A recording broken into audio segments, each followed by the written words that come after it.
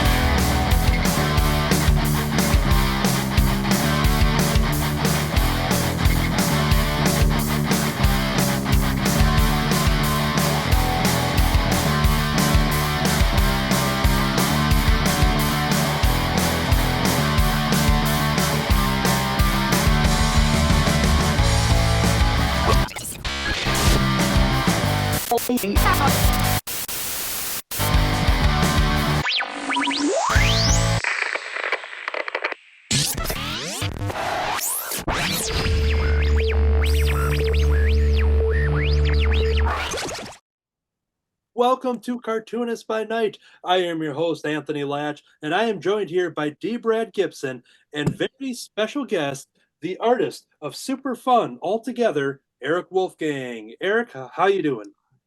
That's me. Yeah, that's my stuff. Well, I'm pointing. So on my screen, I'm pointing at you at my thing, but I don't know where it's gonna be. So it's somewhere over there. I don't know if I'm switched. I think I'm all right. I'm up. You point up, and now here it is. Yeah, that's me. That's me. That's my stuff. I'm Eric. That's me. I'm Eric Wolfgang. Hi. Hello. Welcome to another brand new episode. This is us hanging out. We're not going to have any specific topic other than randomness and talking about Eric Wolfgang. So that means we're going to draw whatever we want to draw. So what we're going to do, we're going to go around the horn to begin here and kind of see what we have on the drawing boards. Let's kick it over to D. Brad Gibson. What are you going to be working on today? Well, I'm going to be working on nostalgia. So I was going through my files, and I'm going to draw something from my past. Ooh. So kind of Ed, and Eddie storyboards I was looking at, and so I'm going to recreate. I'll start off with this one here, with Ed holding a bowling ball, and it's stuck in his fingers, and his fingers stretched. So for people, you'll see some wedgies drawn. You'll see, dude. So jealous. That's so cool. So jealous. Oh, why don't we just interview you, man? Just go be like, hey, D. Brad's on the show. Just talk about D. Brad. That's so cool, man. Having him back because he's so interesting. So for those people that maybe haven't seen any of the other episodes, maybe this is their first episode. D. Brad used to work as a storyboard artist on Ed, Ed, and Eddie, correct? Yeah, there's proof. Oh, so dope. that. There's an episode of a magazine that a character's reading called Meet D. Brad. Oh, that's so cool. That's from the props department. That's awesome. Cool. Well, Eric Wolfgang, are you going to be working on Ed, Ed, and Eddie? Anything? Nah, I'm not going to be working on Ed, Ed, and Eddie. Okay. I have no idea what I'm going to be working on. I just grabbed my sketch covers and I'm just gonna. I was wondering how big those were because I've seen pictures of those. I thought they were card size. No, they're not card size. So what I do is I'll print two of these on an 8.5 by 11, and then I'll cut it in half. And as you can see, I don't know where half is. You're a little off center, so it's okay. That's fine. Yeah. One of my legs is a little longer than the other, so I see the world on tilt. That's why the rap lyrics always party on tilt. It's because one leg's longer than the other. So I'm always life on tilt. You know what I mean? Oh, yeah. we're going to see a lot of the examples of those sketch cards because I bought a lot of them from Eric. So I'll show those off. Yeah, you did. Yeah, I can't get enough Okay. of them. my man over here. And a great question about with you kind of jumping in. Do you like just kind of having a blank canvas, not knowing what to do, and just kind of live in the moment? Is that kind of how you are as an artist?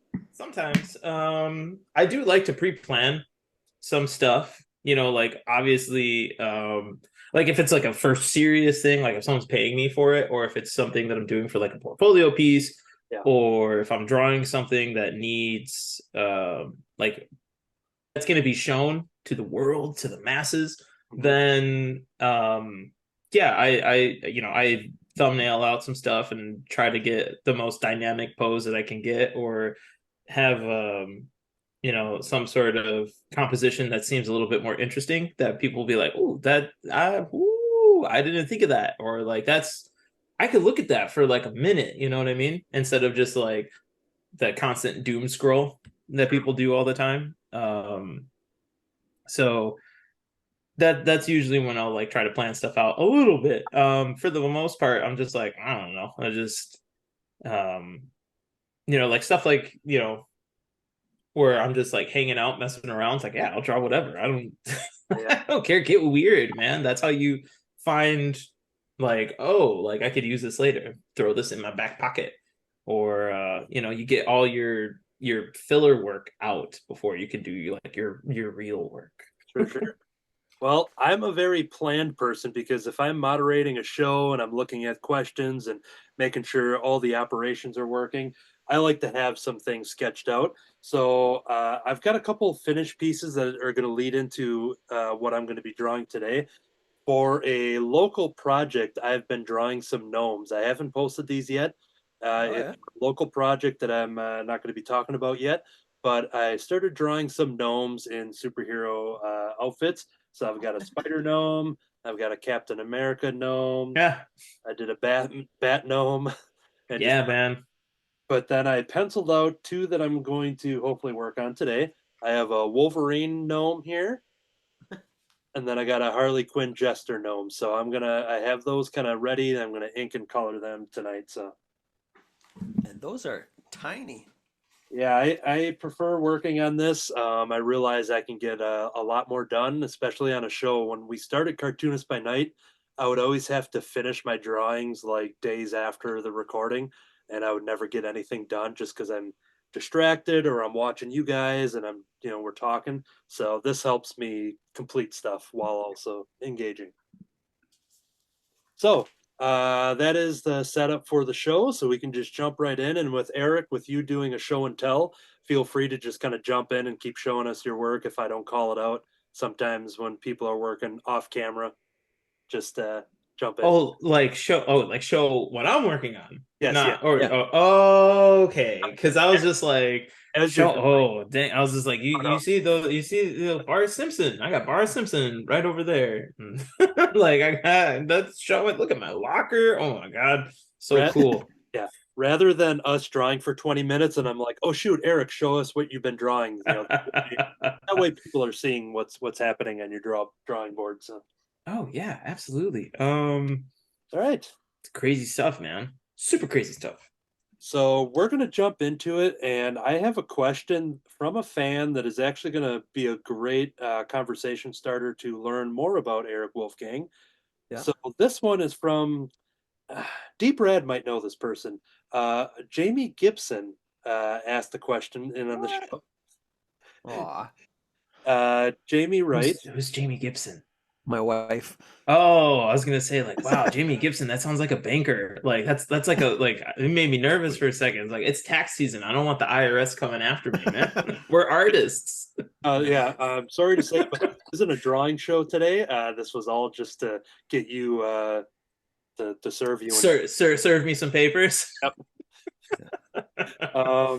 Jamie Gibson writes, have you always been into drawing? If so, what was your favorite thing to draw as a kid? So I'm going to use her question to jump into Eric kind of telling us where your artistic journey began. And as we do that, we're just going to hang out and draw. So talk away, if you will. That's a loaded question. Alrighty. So my artistic journey, I've been drawing pretty much since I was a kid. Um, I was one of those kids in school that, like, and all the kids would want to come and draw together and be like, "Oh, look at this! I could draw this thing," or it's like, "I can draw this cool cartoon," or like, "Look at this! I drew Batman or Spider-Man," and I'm like, "Oh yeah, like that's cool. Yeah, I want to draw all that stuff too." And then, as the years go on and everyone gets older, they kind of stop all drawing together, and then it's one of those things where they just keep migrating or separating away from each other, and I'm just like, I'm still here drawing, guys. Like, you guys want to see this cool drawing that I did? And people are like, you didn't draw that, you traced it. And I'm like, shut up, I didn't, I drew it. I just looked at the picture and I just copied that thing. Yeah. And then so I was just a kid that just never stopped drawing because I'm not a quitter. Yeah. Those kids, what do they like? What did they do? Quit drawing. Exactly. None of those kids have been on Cartoonist by night. Let me just say that. Yeah, no, none of them. So, stick a sock in it, kid. But also too, a lot of like my big that like got me into drawing was my dad. Him and my uncle, they both drew a lot, and they drew a lot of like monsters and like Wolverine. And my dad like also liked to try drawing furniture because he was like, I want to make furniture one day. And I was just like, make furniture, and then he never did. And so it was one of those things that he would draw like Wolverine and Batman and like Wolfgang is my, so he would draw a bunch of werewolves all the time, and like Frankenstein. Right, I was just like, oh snap, that's so cool! Like, look at these things. And then I'd be like, can you draw this? And then he would draw it, and I was like, can you draw that? And then he's just like, and then he would draw it, and I was just like, oh damn. So yeah, and then eventually it led into me not being able to read well, because I guess genetics and parenting or structure in the household or whatever. I don't know what it is, what makes kids not read good. So my mom actually did a lot of like really cool stuff, like, because at the time I was playing a lot of video games, and none of the video games back then like talked. Like, you had to read everything all the time in order to continue into the video game, or else you would just suck at the video game. So that made me eventually have to read if I wanted to keep playing the game. Yeah. And then you would get the strategy book because games were really hard back then. There was no like These role play games? Role play games? Is that what they were? No, they were video games, just straight video games, like Okay. Final Fantasy, Zelda. Oh, yeah, okay, yeah. okay. Zelda. Link doesn't even talk. You got to read everything in that game. Right. Pokemon. Speaking Yeah. of Link and Legend of Zelda, that's a perfect cutaway to this awesome postcard print, I guess as you would call it, right? Postcards. Yeah, or just mini prints, Yep. whatever. When I just make the stuff, Yeah. okay, and then like when someone buys it, I'm like, cool. Yeah. It's not mine anymore. You could call it whatever you want. I just made it and you bought it. Totally. Thanks, man.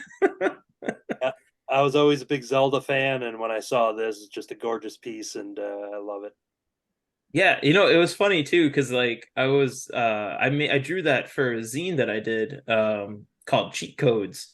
And it's just all like my odes and like fan art to a lot of like my favorite video games and video game characters playing as a kid. And I'm also like a huge Jamie Hewlett fan, so I love Tank Girl and I love the Gorillas and like anything that dude draws. I'm like, I freaking want it. And so someone was just like, "Oh, that yeah." Drawings, yeah. Someone told me, they're like, "Oh, is that Feel Good Inc?" And I was just like, "What are you talking about? Feel Good, like the Gorilla song?" And then they're like, "Yeah, like when Noodle is playing the guitar on the floating island." And then I went to go rewatch the music video, and I was like, "Oh, I guess I'm just that big of a fan. Just that composition subconsciously was in my mind." And it's also one of those things too, where it's just like, you draw what you know, and sometimes just our brain is just like a map, like not a map, like a safe of just all this imagery that we consume constantly over and over and over again daily, like um that, yeah, it's just, I don't know, sometimes just things pop out and you're just like, oh yeah, that is similar, look at that, that's crazy. Mhm. Awesome. So let's extend that question over to D. Brad. And maybe Jamie already knows this, but have you always been into drawing, D. Brad? Yep. I would say go back to It our got me. It got me through school. Yeah, yeah. I have ADHD the inattentive kind, and which they used to call ADD, and so drawing helped me, and it still does to this day helps me pay attention to what I just go like this back and forth. All right. It's like a So tennis match, dude. So all my school books are in the margins. We're all done. They're just full of character designs and Oh, things that's like that. cool. And I always had teachers that encouraged that. I know sometimes you hear stories from kids about teachers getting mad at them for writing on their yeah, uh, assignments, That was and I me. just I almost got yeah failed school because because of all of that. Every now and then I would have a teacher just be like, I yeah feel bad for this kid, but he drew something kind of cool. Let me give him like 5 points extra credit because yeah they kind of need it. oh yeah but yeah I've always drawn yeah yeah. We've seen in the Muppets episode, which is the episode previous to this, where we saw D. Brad's early drawings of the Sesame Street characters, and so I think that was proof in itself that he's always been drawn. yeah always. And So Jamie, yes, I've always drawn. I would say for me, definitely the same kind of story. I don't recall doing a lot of drawing like on school assignments and stuff like that, but I'm sure I did it just in the downtime because I know I drew a lot of like army scenes. Like I would Oh draw yeah, like just a giant battlefield, and it's all like stick figure stuff. But Hell yeah. I was gonna say, was it the giant stick figure battles that were just like yeah, massacres of like these yeah. like armies? And so Just I love drawing tanks and hills and explosions, and like they were all stick nice. figure bodies with like helmets on and everything. And even though I wouldn't like, I never was like a GI Joe kid. I'm not like big. I don't know why, but I always, maybe just because it was easy to draw stick figures doing stuff, and having them battle was the easiest thing. But so I remember doing a lot of that as a kid. But I too would always just be drawing, and there were definitely periods throughout my life that I would just kind of go a long time without really doing it. But in the last 5 years, it seems like that's all I do now, or just like I put everything else behind me, and then being inspired by Art Baltazar and his live streams during lockdowns and COVID and all that stuff, and I've just been drawing ever since. that's pretty dope, man. So thank you to Jamie Gibson for writing in. And yeah, what was your favorite thing to draw? We kind of talked about that. So yeah, Oh, cool. So that was our first question. So kind of branching off of that for Eric to kind of let us know who you are. Now, talking about doing that as a kid and like all the other kids kind of going off doing their own thing while you were left kind of drawing. What kind of artistic journey did you take throughout school when it came into like high school and stuff like that? Were you into any kind of special classes, or are you very like self-taught? Kind of just talk about that, just your how you would learn to evolve and So I read comics a lot. A lot. That's actually how I really learned how to read, was video games and comics. Because so like I have like this thing, like this reading comprehension thing. I don't know. They told me when I was younger, it's just like you can't read, and I'm just like, oh damn, I can't read. Oh no. yeah. So they would always try to like get me to like do all these things. Like I can't, like if I read a book I'm just reading words and I'm not understanding what I'm reading. Like I'm just reading words like a kid trying to memorize something. Um so that's why when my dad, he would draw like, Batman and Wolverine and all that stuff, and like he loved, like, him and my uncle, like they loved comics and they loved cartoons. So like we would go to I think it was right at that time when Wizard World first started. Right. And so like the Chicago Comic Con, I think, ended, or I think we went to the last Chicago Comic Con and then it became Wizard World. I couldn't remember. It was all a blur. Like it was that weird transition stuff. And you get older and you're like, what happened? And but I just remember going to the convention for the first time. And I was like, oh, you draw this, you draw these things. Like, that's so cool. Like, I want to, like that's what you draw. It's on a book, so like I'm gonna read it, or try to like look at the pictures. And that's like the great thing about comics is, you don't necessarily need the words to understand what's going on, but you can kind of pick them up. And usually in some comics the dialogue is a little bit easier to understand, like they used simpler words because it's more like people talking.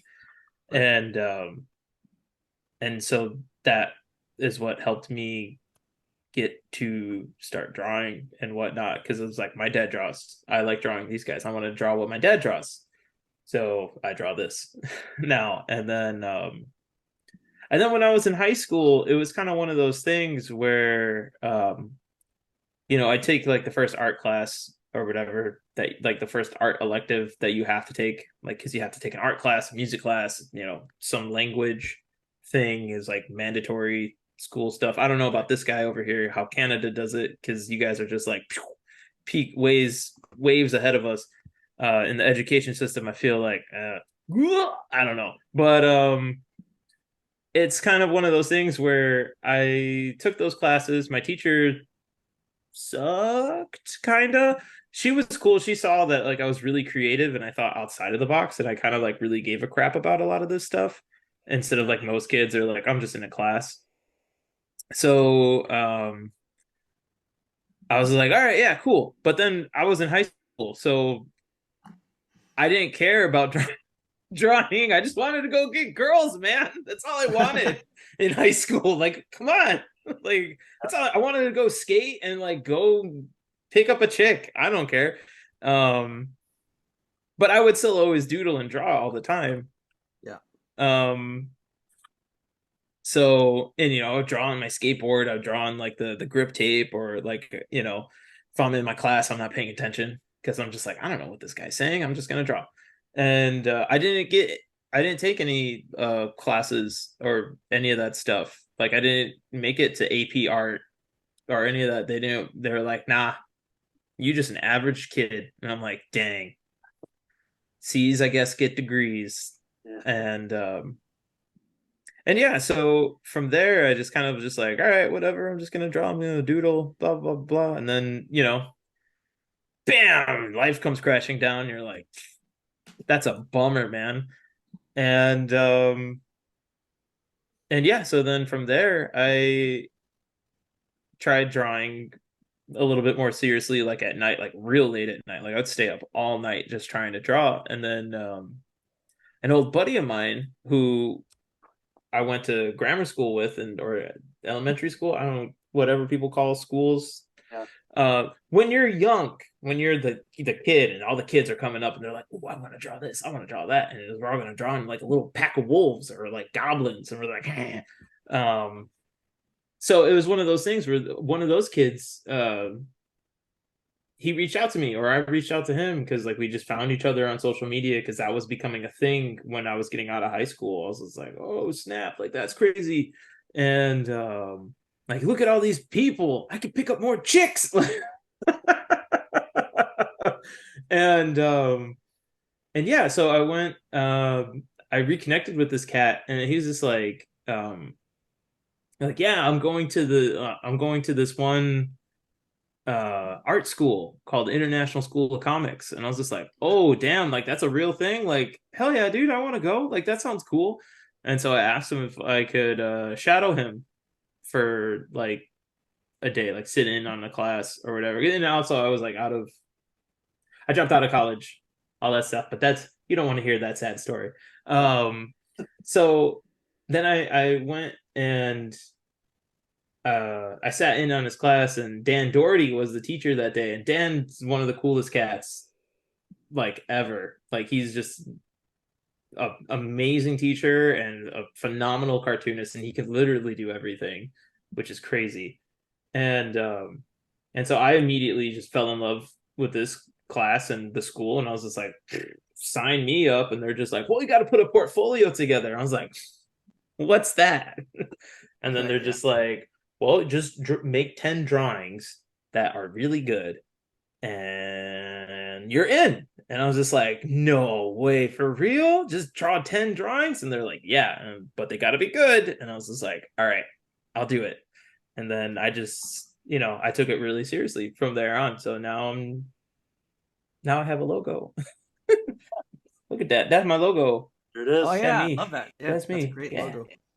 Yeah. And now I'm here. Now I'm on Cartoonist by night, and I'm just, hunched over and with, head down drawing. I'm just like, yeah, look at this. Talking about drawing. So that's where I am now. Yeah, I remember when this show started, you made a comment, something like, all right, like 4 guys with their heads down, Everybody's in church all of a sudden. Praying. Yeah. Praying to the art gods, like, please don't make my drawing suck. Yeah.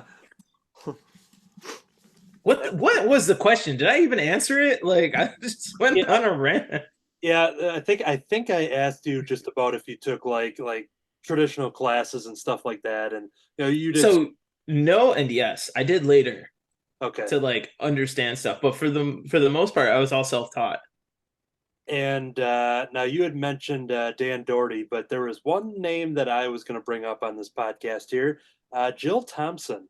Oh, Jill, that's my mom. That's my comic mom. I love Jill. She's amazing. She's the scary godmother of everyone who draws comics, man.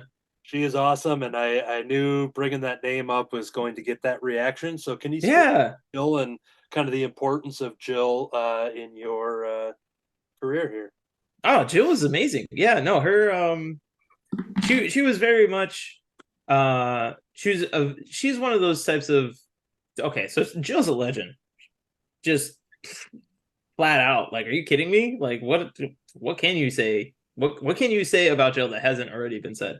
Yeah. She takes it very seriously. Well, one, because that's her life, drawing comics, drawing sequential artwork, storytelling.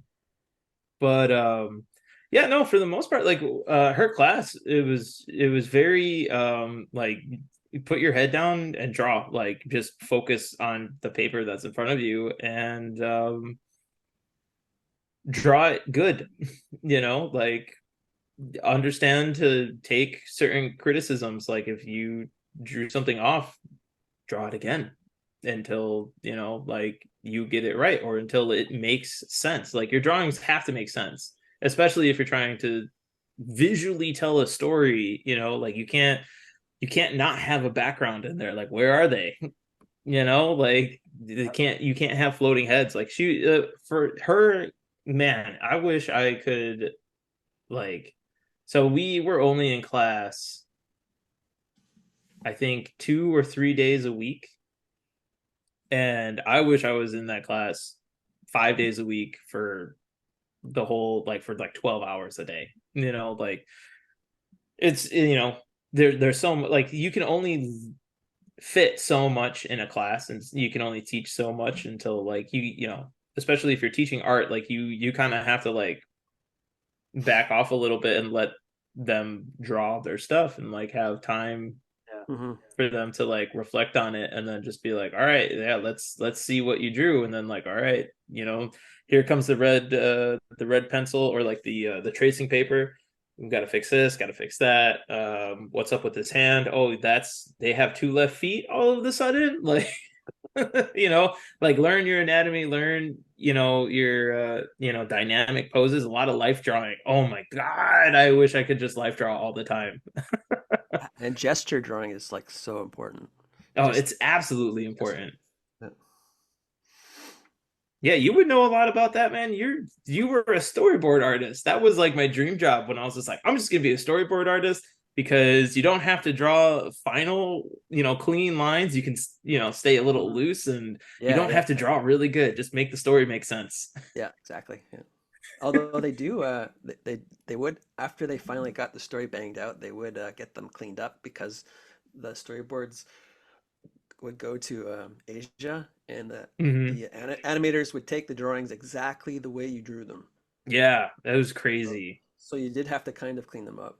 Hmm.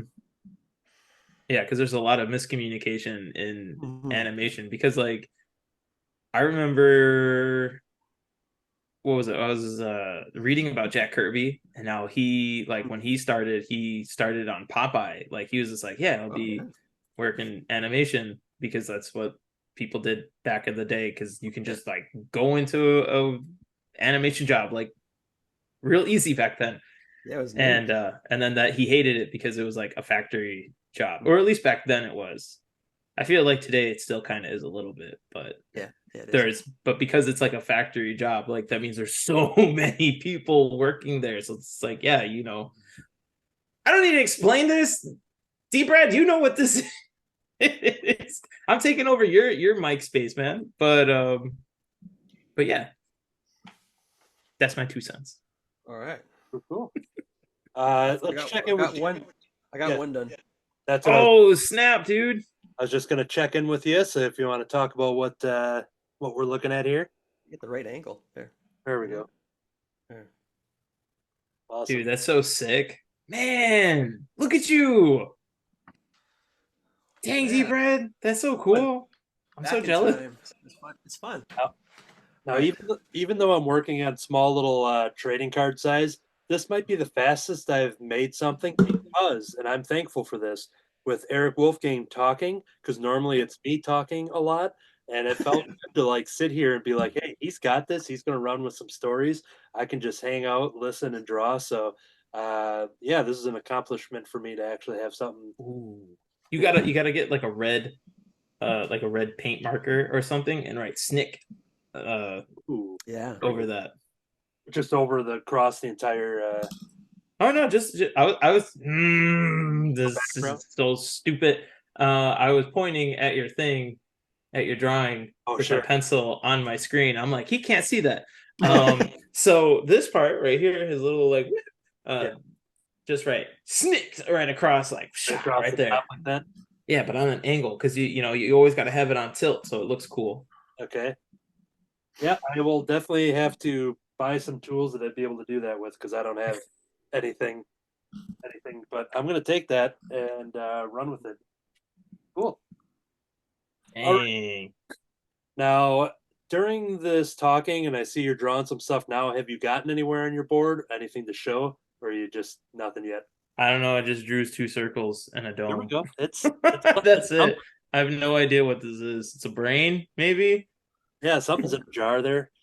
Yeah. Who doesn't like things in a jar? Pickles So come in a when jar. I have It's a like the question for you, Eric. I have a question about your ¿Qué pasó? drawings. Um, does the color of the paper have anything to do with what you draw? Does it inspire what Sometimes. you draw? Yeah.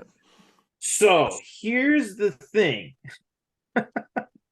I draw on colored paper, so I don't have to color things, and it Yeah. makes it look like it's colored. And people will be like, "Damn, that's so cool!" And I'm just like, "Yep, just Looks that's good. it. I just put a little bit of black ink on Mhm. there, and then I put some white out, and people will be like, "Holy cow, that's incredible!" I will though put if I really want to, I will add some like actual color on there to like Yeah. really like sell it because people will be like, whoa, how'd you do that? And I'm just like, crayons, baby, cheap and easy is how I like to be. Yeah. So that's a perfect segue into some show and tell of Eric's work.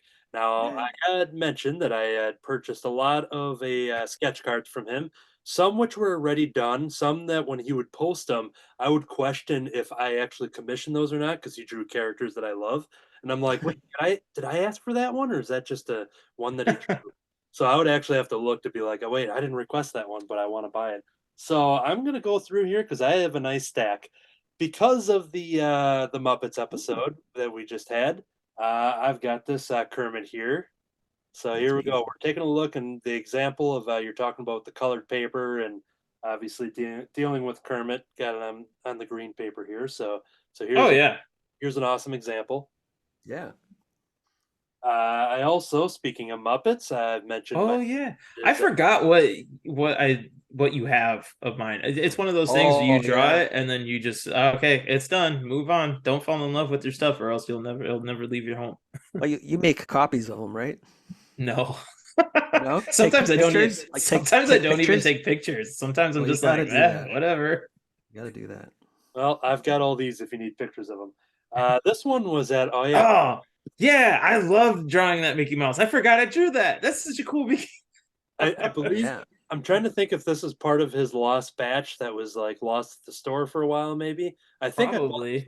think I got it through Oh Yeah Comics. So yeah, that Yeah, I one. sent them two big envelopes of stuff and one so they both made it, but then Joe was cleaning out like underneath the register and he was just like, I found a bunch of mail here and guess what? And then he found all the other ones. I was just like, dude, those were the cool ones because I drew a lot of odd actors.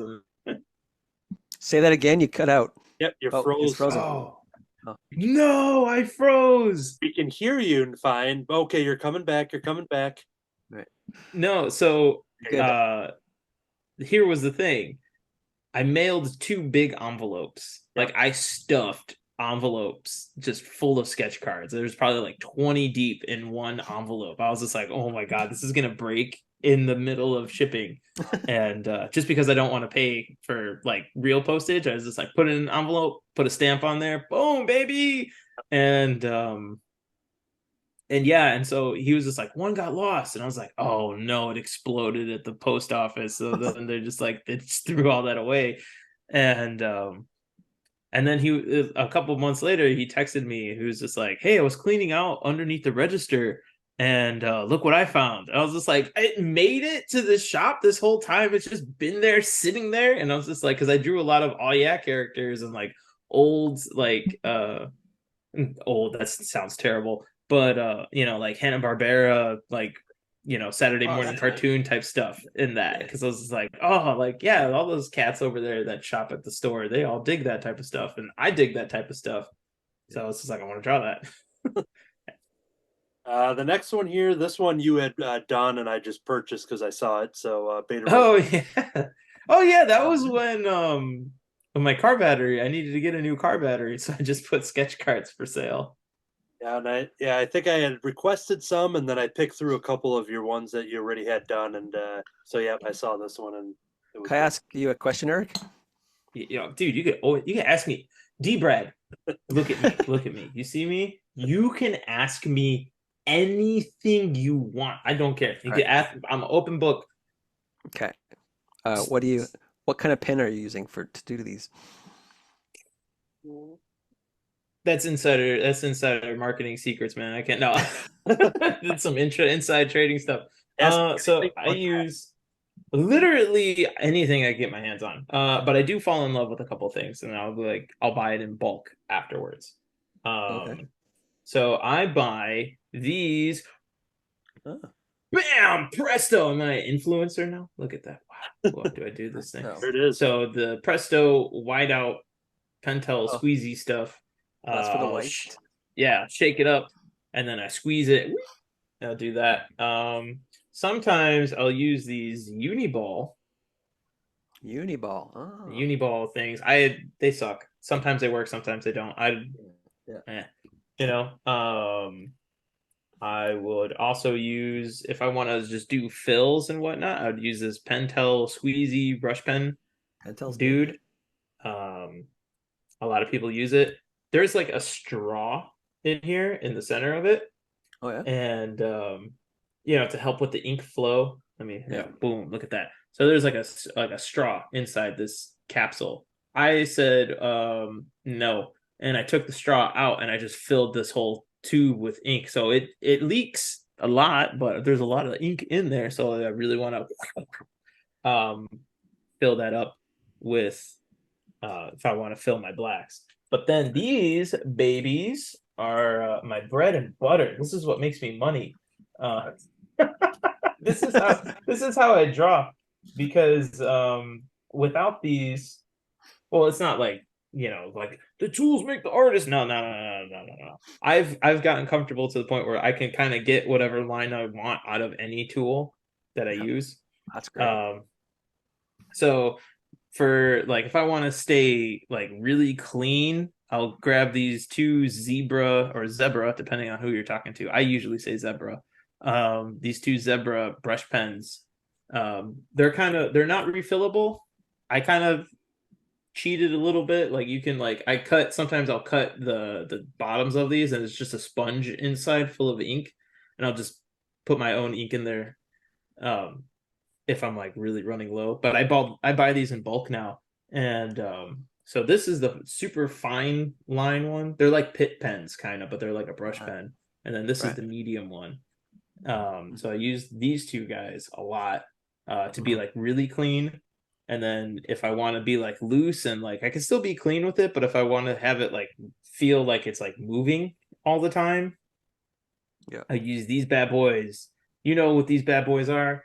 The red one is the Kuretake 5 or 15, whatever it is. It was cheap. It was like $15, but it's always out of stock. So I try to buy it whenever. And this has a thing you can like refill. Cartridge? Yeah, it has a cartridge that you can like refill. And I refill it with my own ink. And then this is the Pentel. Everybody knows this bad boy. This is that Pentel brush pen. Why is it taped up? What's that for? I don't know, just be cool. Maybe it has to do for grip or something. Nah, I don't need grip, man. I was just like, I wanted to be cool. Because at a point I had two and one sucked, and probably I taped it because it's like, that's the good one, is the taped one. The one that's not taped is sucked because I'm gonna throw that away. Yeah. And then I threw that away, and then I just never took the tape off of this one. All right, we're gonna get back to the show and tell here. Yeah, that was like 20 minutes ago, right? No, that's all right. Oh, no. Oh, that's a pretty cool Spider-Man. Yeah, I love it. I forgot about these. Look at Eric Wolfgang reacting to his own art. That's a pretty, yeah, man. This is your life. That's a superior Spider-Man, man. That's the best Spider-Man. Yeah. I'll fight anybody who says otherwise. I'll kick your butt, dude. Yeah, I agree. I really like that one. Series is amazing. Yeah, he was the coolest costume. Come on, man. The webs were all like, blah. Then we have Madman, who is a personal favorite of mine here. I never drew. That was the first time I ever drew with Madman. That's good for first time. That's great. Yeah, and that was like right after I moved, so I didn't draw for like 3 months ahead of time. So I was just like super rusty, and I was really trying to get like back into it because I was packing and then moving, and then like I didn't have internet forever, so I was just like, no, I don't know, draw this guy, try to get back into it. Yeah. Then I have, I'm pretty sure I requested this one, I would assume, but a Man Thing. Yeah, okay. I will say this. When I posted those, like, hey, I'm like hella broke right now, and I need a new car battery because I have to jump my car every time I start it. Here's some, like, so I pre-drew a bunch of sketch cards so people take me seriously instead of like, I'm broke, please send me money. So I was just like, well, why don't I just make something for people to buy? Because then people will, we like to shop. We are a very big shopping species. I mean, shit, like, dang, man, look at D-Brad's, look at all those books he's got behind him. That costs money. One shelf right there is at least $300. I see some of those books. These ones are one of those is worth $300. Yeah, it's crazy. See what I mean? Like, it's crazy. But I didn't pay that. No. Jamie, but, like, I didn't pay that, Jamie. I didn't pay that.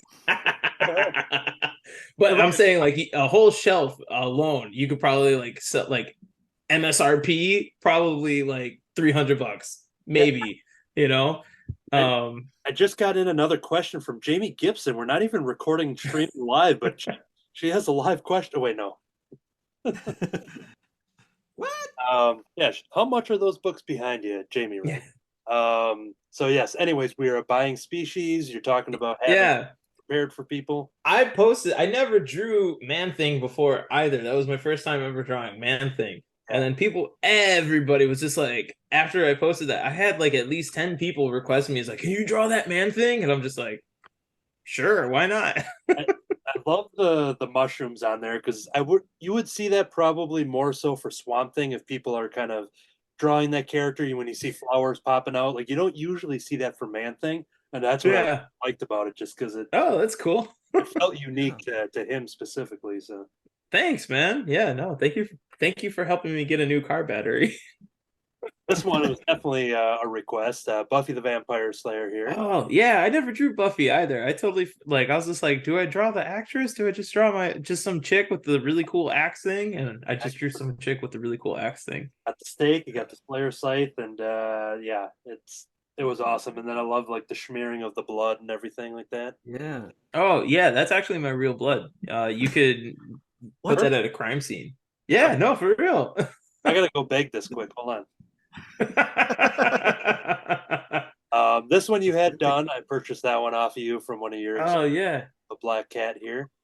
Yeah, I didn't know what to draw on blue paper, and then I had a black cat action figure by my desk, and I was just like, "Oh, just draw this lady. She looks cool." I asked for a Kamala Khan Ms. Marvel, who's my favorite modern day creation in superhero comics. So I had to get this from you here. So I dug the heck out of that. I love the like the hair is something I think different.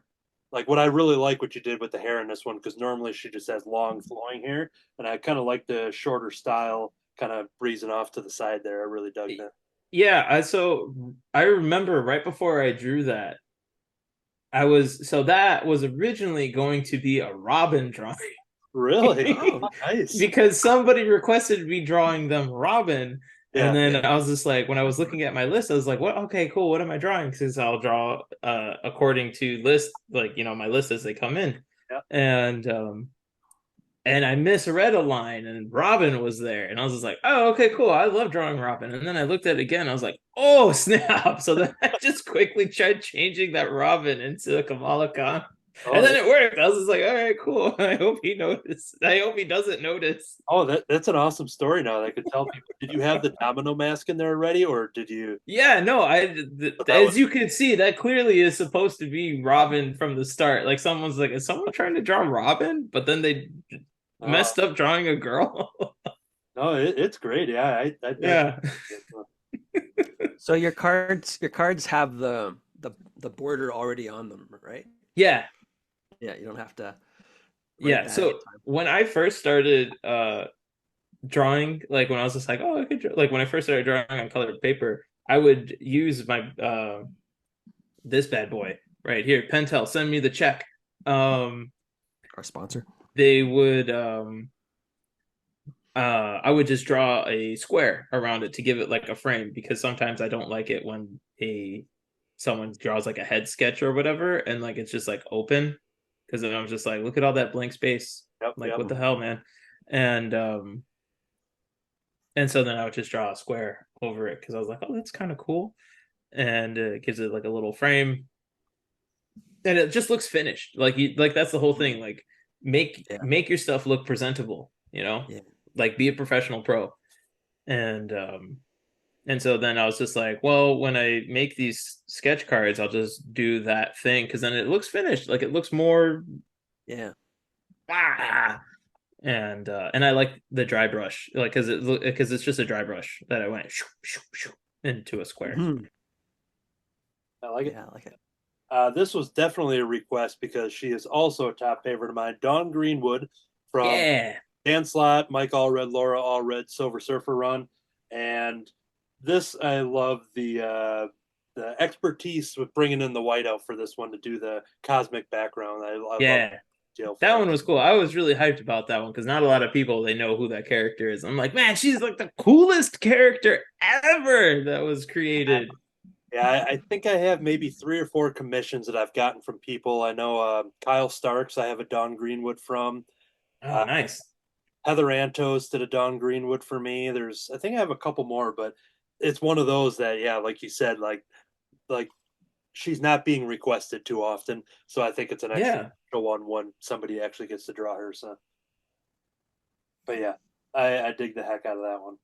Thanks. Yeah, I dig that one too. I almost didn't want to mail it to you. Well, it's right here and it's staying here forever. Yeah, how come it's not in a frame? I had to take everything out of yeah, why is it? Why aren't any of these in a frame? Wait a minute, what are you doing with this? Just I would set my coffee mug at. Anthony, did you color them in yourself too? What's going on? These were my placemats when people would come into my house, and I went, coasters.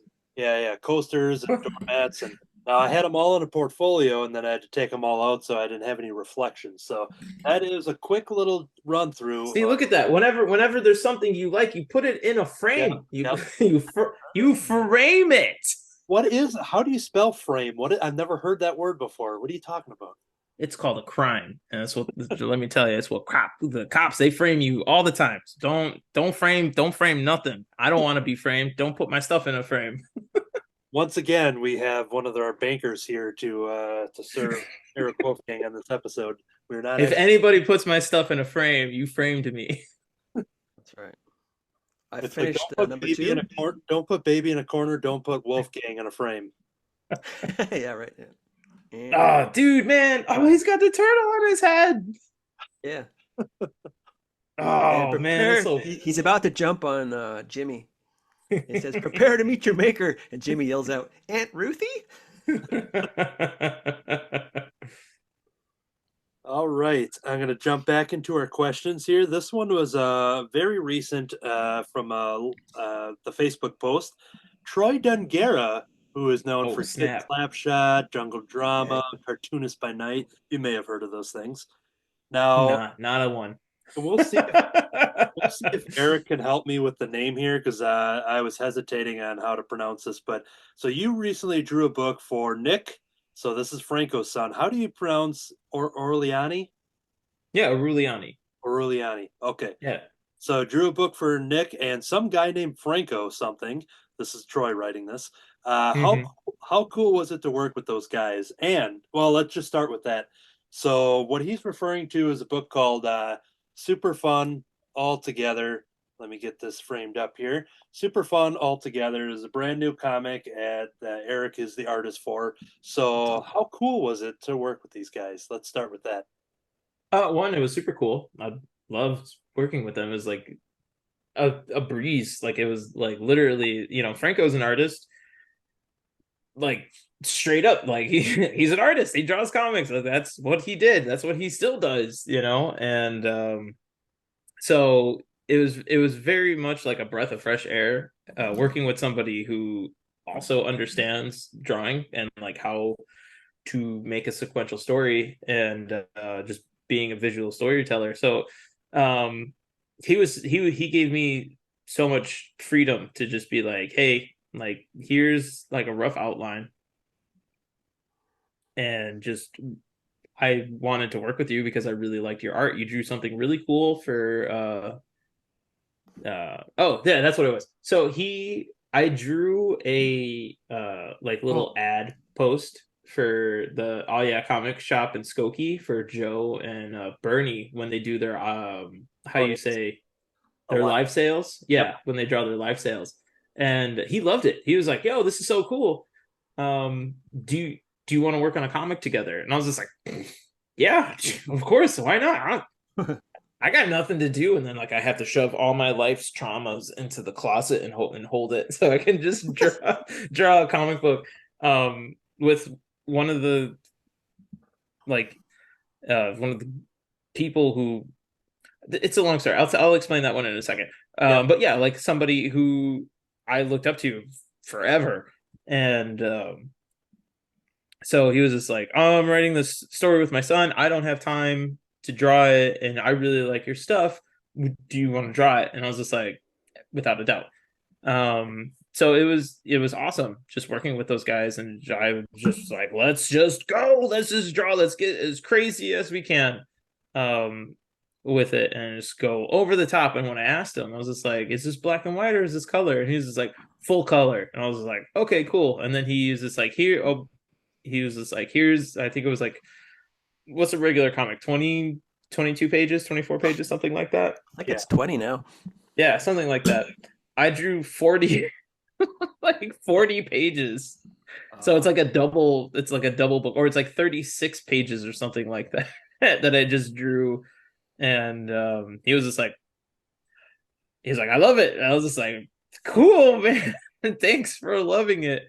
And then and then he was just like, all right, let's get it printed. I was just like, like I drew more pages and it's all in color. Like I'm so like Franco, I'm so sorry I overdrew, but I guess it's a good problem to have sometimes. Sure. Did you color it too?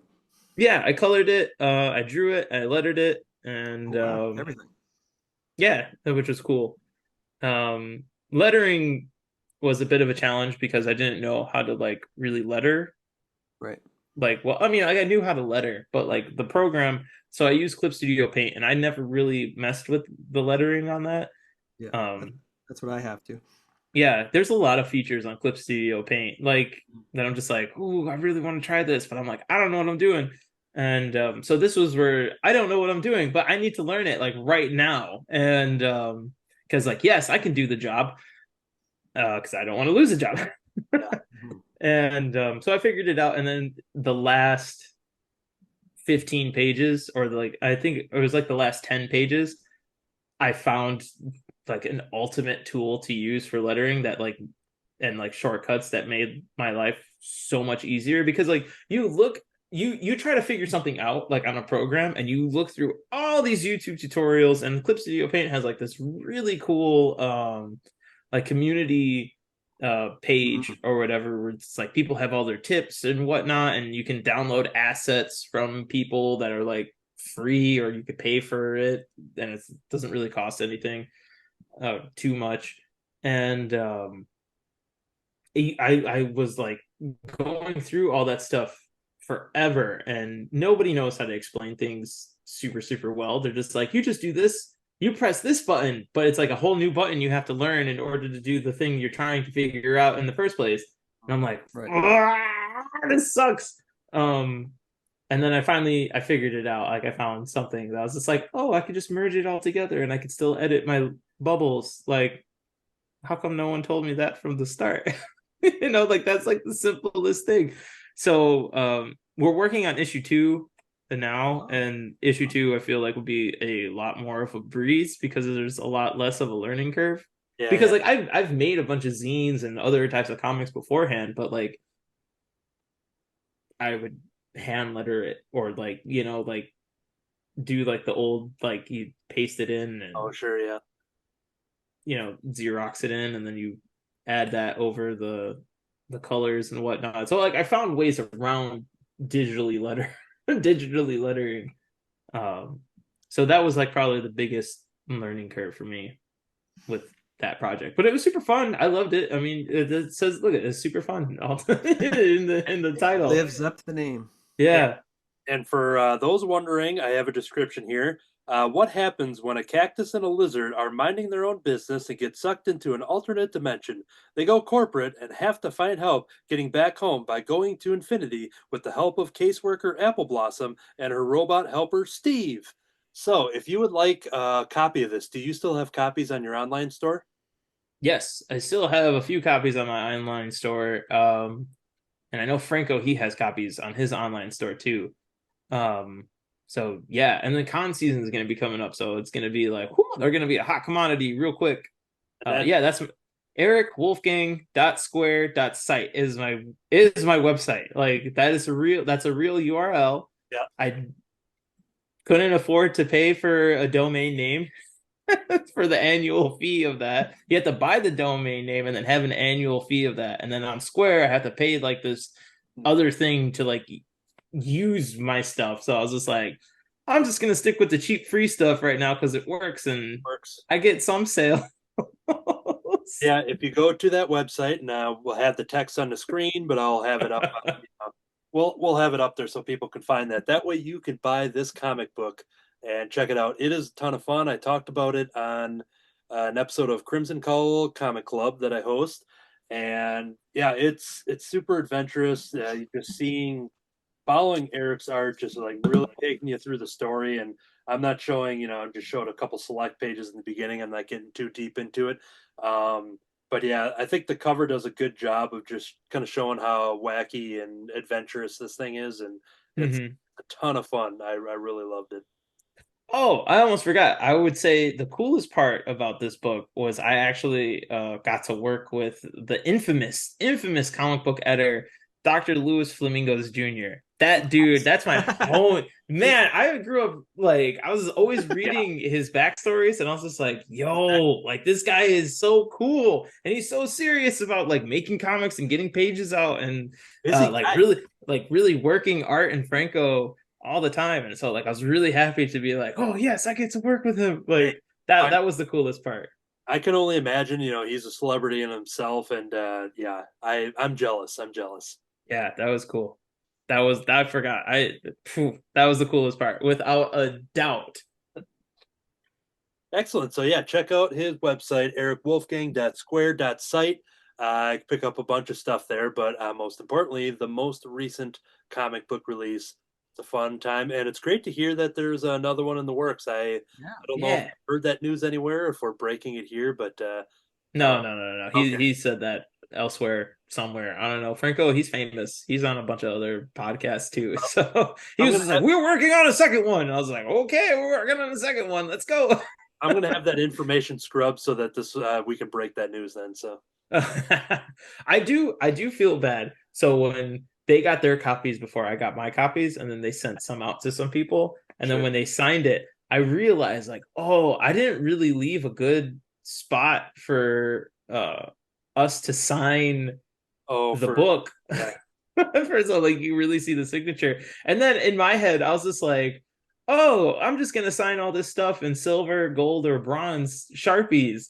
Because like black, if you sign it in black, you can't really see it too well. And Lost. then when they posted like, yeah, we have copies and they're signed, I was like, oh no, I forgot to tell them. So all of the ones that I sign are always in silver, gold, or bronze, and then I always sign it. So in case you ever get it CGC'd or whatever, Sure. right by the tail and her arm is on that purplish blue ring right Okay. there. That I always sign it right there. Because I'm like, that's the best spot to sign it in a colored Sharpie. Yeah, what I liked, you might be able to get away with like, right in here. Yeah, right in the wing. Because when I get a lot of Silver Surfer comic books signed, and I get excited when they sign on the surfboard because it seems Oh like yeah, that's the coolest part. yeah. So like I had Dan Slott sign my Silver Surfer #1 from him in the All Red, so he's got it signed on there. I've got Yeah, that's pretty cool. I've got a George Perez signed on a surfboard for the book that he worked on. So Dang. yeah, but yeah, I like that. Now with you mentioning that, when you come up with the issue 2 cover, are you going to have that in mind now? Probably not. I'm probably just gonna forget about it completely because I'm so focused on trying to draw something that Well, looks cool. But then I'm like, oh, maybe. where are we gonna sign this now to make it look cool? Honestly, we should all just start signing our comics on the back. Oh, You sure. know, like just sign it on the back. So, well, I didn't I didn't leave a good spot on the back either. Couple Um, 3 spots here somewhere, but yeah. Yeah, but or like back in the day, a lot of creators would sign inside of the book, like on the first page or on the inside cover.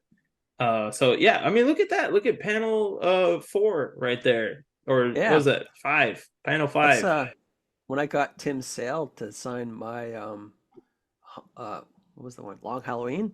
That's Yeah. what he did. He found a Batman panel on the inside of the book and it had a lot of space on the window, and he wrote his name there. Yeah. See, that's super cool. Yeah, I've got a Chip Zdarsky. He wrote a small run on Star Lord, and they made a lot of jokes about Star Lord's abs in that book. So when I met him at C2E2, he signed in his abs on one of the panels. Oh, dude, you have to. You have to. Cool, cool. All right. It was all done purposely. Yes. All right. So we're gonna jump into another question. This one just came in. Not Oh, even snap. lying. This one actually did just come in. This is from my friend Kevin Kleinhans, who I thought you were about to say like, came from my mom. I was just like, Yeah, I thought yo, that too. I I thought want that to too. hear from her. What does she got to say? My Thanks, mom Mom. asked, "Can you tell Anthony to come home for dinner?"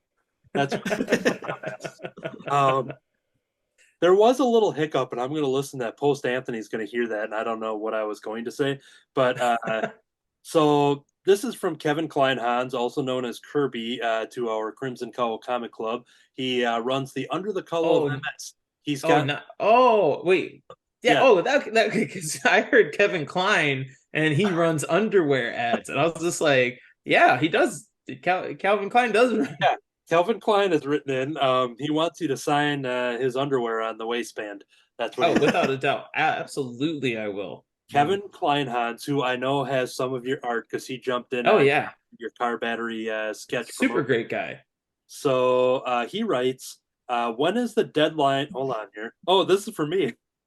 I said, hey, any questions for Eric? And he's actually saying, what's the deadline for them? Because he can't think of anything at the moment. I thought he was going to ask about a deadline for your projects or something. So unfortunately, I don't have a question from him right now. Yo, but I have something to say. Dude, D Bread, that is like one of my favorite scenes of Ed, Ed, and Ed. Dude, that's so cool. One of my first jobs that they gave me, like when they hired me, basically the first month Mm-hmm. they give you model sheets and you just practice drawing the characters forever. Yeah. And then before you get put on a storyboard, uh, they I got teamed with a fella who's a really fun guy, and he it was one about they're trying to convince Rolf that he's in his homeland, Yeah. and so I got to design the costumes for that one. Mhm. Oh, for real? Yeah, so I just grabbed old encyclopedias and looked at traditional costumes, and I just mixed and matched. Dude, that's so So cool. That's so funny. Oh, that's literally one of my favorite episodes. That's so it's hilarious. Yeah, that one I love it. I'm gonna just go to Canada and I'm just gonna go gawk at your office space that you have, your little studio room, because I just want to be like, oh dude, it's alive. That's like the one thing I always love doing is I want to see everybody's workspace all the time. Like it's Yeah, like right. show me your setup, like show me like because it's like how do I say, like our workspaces are almost like the place that we always usually do sit down and like do real work, Yeah, like as artists we're hoarders. I don't know any other artist that is not a hoarder. It doesn't have like a pile of books and like other types of like figurines Yeah. yeah, or stuff all hung up on their wall, or just all this type, like how in the Batcave is Batman's trophies and memorabilia. Like yeah, this is all of our Batcaves. you Yeah. know yeah, I always want to see, because it's an extension of our minds and like the stuff that inspires us and like the things that we like. And so that's why it's just like I want to see, I want to dive. It's literally like walking into somebody's mind, like walking into somebody's imagination and creativity. It's like their little nook, like they're like their what's the word I'm looking for, like their cottage. That's what it is like their yeah. little cottage of like their little back cottage. Exactly. Yeah, you got it. Bang on. Now, Mine's still a mess because have to I have to still go get all my stuff from Chicago. Oh yeah. Oh, so all my you haven't What's been where up? you are for very long? So I moved to Florida right before the pandemic happened, Oh, okay. because yeah, it was one of those just like we're done with school. My lady and I, we were done with school, and we were just like, well, we could get more space for what we're paying for rent here in the city. We don't need to be here because school's out. Yeah. And let's just go, like we're young, move. And I was just like, yeah, all right, let's do it, let's go. And plus it was one of those things where living in a really big city, everybody kind of has like that stigma, right, from living in a big city versus living in a small town. You see all the memes and stories, the tragic stories of people being like, grew up in a small town and never left. Yeah. Well, I grew up in a big city and never left. Right. Like it was one of those things where it's just like, it's the same thing, like Right. I've and especially growing up in a big city, that's all you hear is people who just complain about it all the time, and they don't do anything about it. They don't leave, or they don't like vote, in their local, like, vote for their alderman, or like talk Mhm. about certain types of issues or anything like that. They just sit there and complain and just live in the city. And I'm just like, you're not doing anything about it. Like Right. you have two options: either fix where you live, try to fix where you live, or go live somewhere else. Um, and yeah, I get that it's one of those like, well, it's really hard, and it costs a lot of money. It's just like it does, to do a lot of certain things, but for us, we had the chance, we took it. Good. Sometimes people have the chance and they don't take it, and it's just like, what are you doing? So yeah, and then I was looking at like a lot of people in my family, and they're all of them, Southside Chicago, then all just lived in the city their whole life and never left at all. And I was just like, yeah, I don't want to do that. So we packed up and we moved. And then we had to ship all of our stuff uh, down out of state. So it takes like about a week or so before you can get all of it. And the minute we finally got our furniture, so the apartment that we moved into for like the first week, all Oh, the all really? the yeah, all the maintenance people, we were just sleeping on an air mattress, and like we Oh, had like a TV on the floor and wires all okay. Yeah. over the place, and like a few backpacks of clothes, and like a few like pots and pans, and that's it. So we didn't have anything for Wow. for like any of our like living stuff for like a minute. And so all the maintenance people, they would come, like, because our AC was broken for the first week, they would come in and try to fix it, and then look on the floor like, what the hell's going on in here? Like, who are these people that moved into our complex? And so then, right when we finally were able to get all of our stuff, like our couch and our bed, that was like the best moment ever, because sleeping on an air mattress for 2 weeks Yeah. in the middle of moving just sucks. Right. Oh, I know. Listen to these bougie problems. Oh my God, I'm the devil.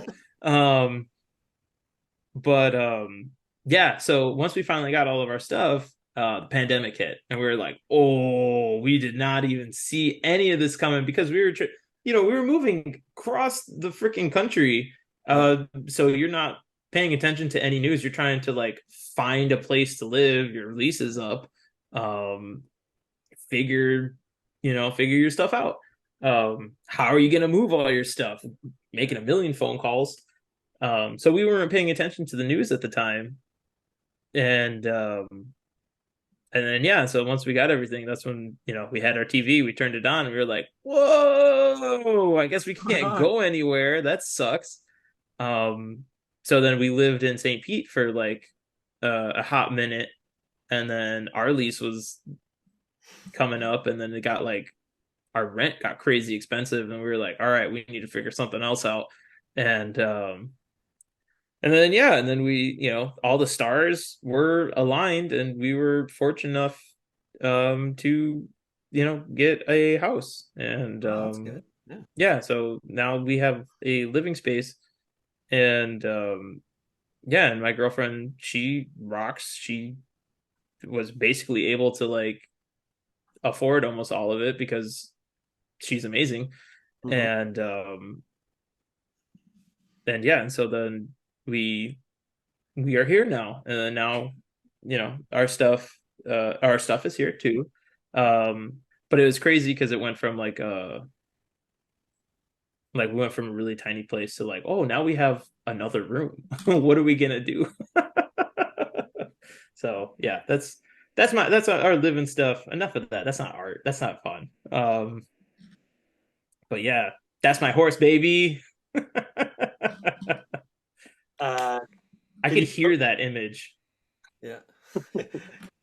can you show us what's on your drawing board at the moment, Eric? How far we've gotten with our brain in a jar? I've just been talking this whole time. Dude. I haven't even been drawing. I'm just talking and just watching That's you hilarious. guys draw. That's hilarious. I'm That's you know exact what? same. You guys are here Yeah. to draw this time. I'm here to talk. It's okay. I just ask me a question and I'll rant for like ever. Yeah. Like I told you earlier, I was happy just because I'm like, oh, I'm actually can finish my stuff during the show here. Yeah. yeah. How many? Well, you're doing Harlequin now. So yeah, I'm doing Harley Quinn. I mean. yeah. So Harley Quinn gnome. Trying to get a little inventive rather than having like I saw a female gnome and seeing like kind of like pigtail hair just kind of like down the side, and I decided to use that, but have it be part of her jester costume. So I was kind of playing around with the design to try to make it happen. But yeah, that's where I'm at. So I was just talking to Kevin Kleinhans during this and realizing how when I was reading his question, it was actually a question for me about when the deadline is to send a question. So we are morphing that Right into now. how are you with deadlines, Eric? For example, maybe I don't need examples because you're already laughing, but that whenever I say that, that just buys the person time to come up with an answer. But it seems No. like I have an answer. Yeah. How am I with deadlines? Yes. It's a love-hate relationship. Okay. One of us loves each other, the other one hates each other. I don't know who yet. We're still trying to figure that out. Yeah. I'm pretty okay. I'm pretty bad with it at the same time. Like, drawing is a lot of work, and life throws a lot of rocks at you. And I feel bad because there are sometimes. So this past year ish, right? I had 2 commissions that I owed people that took forever to do, and I was in the middle of a whole mess of stuff with moving. And when we moved here, no internet, no cell service for about like 3 months. So trying to figure out just how to get that, because working from home, you need that. Yeah, so I felt bad because I pushed those off and pushed those off and pushed those off, and then eventually got to the point where people were like, "Bro, what's going on?" And I'm like, "I'm so sorry. There's so many things I have to figure out that are like life importancy Yeah. in order for me to continue what I'm doing." Franco will probably tell you too. It's just like, oh, he's okay with deadlines. Had to ask him a few times, "You still alive?" And I'm just like, "I'm so sorry, Mr. Franco, I'm working." But I mean, it happens to the best of us. Just try not to let it happen all the time. But yeah, just manage your time well ish. And just give people updates. That's about it. As long as you give people updates and show them that like I'm working on your stuff. Yeah. 9 out of 10 times they'll be like, "Oh, okay, yeah, no, just keep working. Okay, I just wanted to check in." Cool, yeah, check in. That's it. I have one more question related to Super Fun Altogether. This one comes from Brian Lynch, a former guest here on this very podcast. Hey, Hot Mr. Wing. Hot Wing himself. So he goes, "Why was it super fun for Al to get her?" That's his question. For who? Fun for Al to get her. Did I spell altogether? No, that's how you spell altogether. It's Brian. He likes to play around with words. It's a pun. It's a pun. It's a pun. Oh, yeah, don't use word puns on somebody who can't read in the first place. Hey, Brian, what's Brian, wrong with you? what's going on, Brian, Brian? that's so Come on, mean. Brian. You should know better.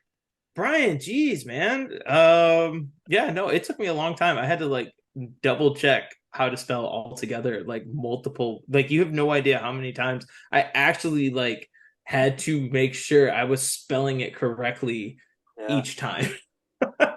So you can't make jokes like that. Yeah. So I have nothing to do with Happy Astronaut by Matt Fife and Matt Rogers. That's their book. But as cartoonist by night, I run the social medias, and I've had to type the word astronaut so many times when I'm promoting things and hashtagging, to the point where I'm like, astronaut does not look right. And I would have to double check that spelling every time because I wrote it so many times, but I'm just like, that just looks like a really weird word. And then I'm like, oh no, I spelled it right every time. But so yeah, I can understand that of Oh yeah, there's so many times I'll spell something correctly and I'm like, this is wrong. This word does not word. And then I'd have to ask people and they're like, no, that's correct. I'm like, no, this is not correct. Like I'm like full on believing myself that I spelled the word wrong because I cannot read the word. I only know it how I see it, and I'm like, this is not how it looks. So that's the other thing. Going back to deadlines, if people actually give me like a full script, where I have to read it, ooh man, you better have a long deadline because it's gonna take me a minute to get through that. So, did you get were you from the writer? Were you given thumbnails beforehand of Yeah, the story? Or yeah, yeah. So from Franco, he gave me real rough layouts. Um, and he would have the dialogue in there, but like it would make sense to yeah, me okay, because I would see facial expression and uh-huh. I could kind of understand the story. And dialogue is a lot easier to read than actions and description and Yeah. so on and so forth. I mean, it all depends too on the types of writers. Like I've also worked with people who wrote novels, and I was just like, shut up. Just stop it. This is comics, man. Like, Yeah. like it's supposed to. Too many letters. Yeah, too many letters. And it's just like, bro, just be cool. Like, and then that also, it's like a double-edged sword too, because like sometimes as the artist, like, yeah, like you, like me, just go on tangents all the time and like go in La La Land, and you need to be like reeled in a lot, because sometimes I do this thing with myself that I always hate myself for, is I will overdraw, and I hate that I have a habit of overdrawing, and I froze again, didn't I? your voice is still coming through. I was looking down, but you look good on my side here. Okay, cool, because you guys froze, and I was like, I'm telling a story. We heard you. We heard the whole thing. Yeah, we heard it Cool. all. You overdraw. Yeah, You mentioned yeah, over. I overdraw a lot, and I hate that I do that because it's a terrible habit. And if you're an This is artist and not you, banking. This is not banking you're talking about now. yeah, no, no, no, Yeah, no, more no, no. banking. Well, sometimes, hey, listen, sometimes you overdraw and you don't realize that, and you're like, oh snap. Um, but yeah, if you're an artist and you overdraw, learn to nip that in the bud sometimes, because you'll just be kicking yourself like later, and it Are, sucks because like I'll draw a bunch of stuff and then I'm like, I gotta ink all of this, and then so I'll ink it, and then I'm like, I gotta color all of this. are you referring to like your detail work? You get in, you just get in too many details, or just drawing? Yeah, or I'll just draw too many things and I'm just like, does this need to be here? Like, Right. I use this drawing real estate for something else? Yeah. And yeah, so it's one of those things that every artist, even master artists, they are always learning. They have to learn to cut back. It's just a simple thing that we all do. It's not like it's a mistake. um Sometimes it is, sometimes it isn't. I mean, look at what's his name, Mobius. That dude, detail galore. Like if I had to ink his work, I'd be like, shoot me now. Like there's no way. Or if I had to color his stuff, no, thank you. Like that. Like, what was it? I look at Nick Spencer, right? The guy who colors all of Daniel Warren Johnson stuff, and Maria Wolf, all of her stuff too. Wolf, she's super detailed, and like a lot of real tiny detail in her stuff. And then and then you see Spicer, right? What's up? Spicer, right? You said Spicer? Is it? I thought it was Spencer. Nick. He's a writer. Oh yeah, no, Mike Spicer. Mike Spicer. Mike Spicer. That's the guy. See, I told you I can't read. I see the name. I'm like, man, I get mesmerized by the artwork. I wanted to get that in there. Go ahead. Yeah, no, thank you for correcting me. I'll always get people's names wrong. But yeah, I love that dude's coloring work. It's phenomenal. Yeah. And then so when he colors Wolf's stuff, I'm just like, man, she has a lot of like really minute, like super tiny details in there. I'm like, how the hell does this guy just color all of that? And then especially put color holds on it and like keep it clean. I'm just like, get out of here. This dude's crazy, like super good with his stuff. So like that's one of those things. It's just like when does an artist overdraw?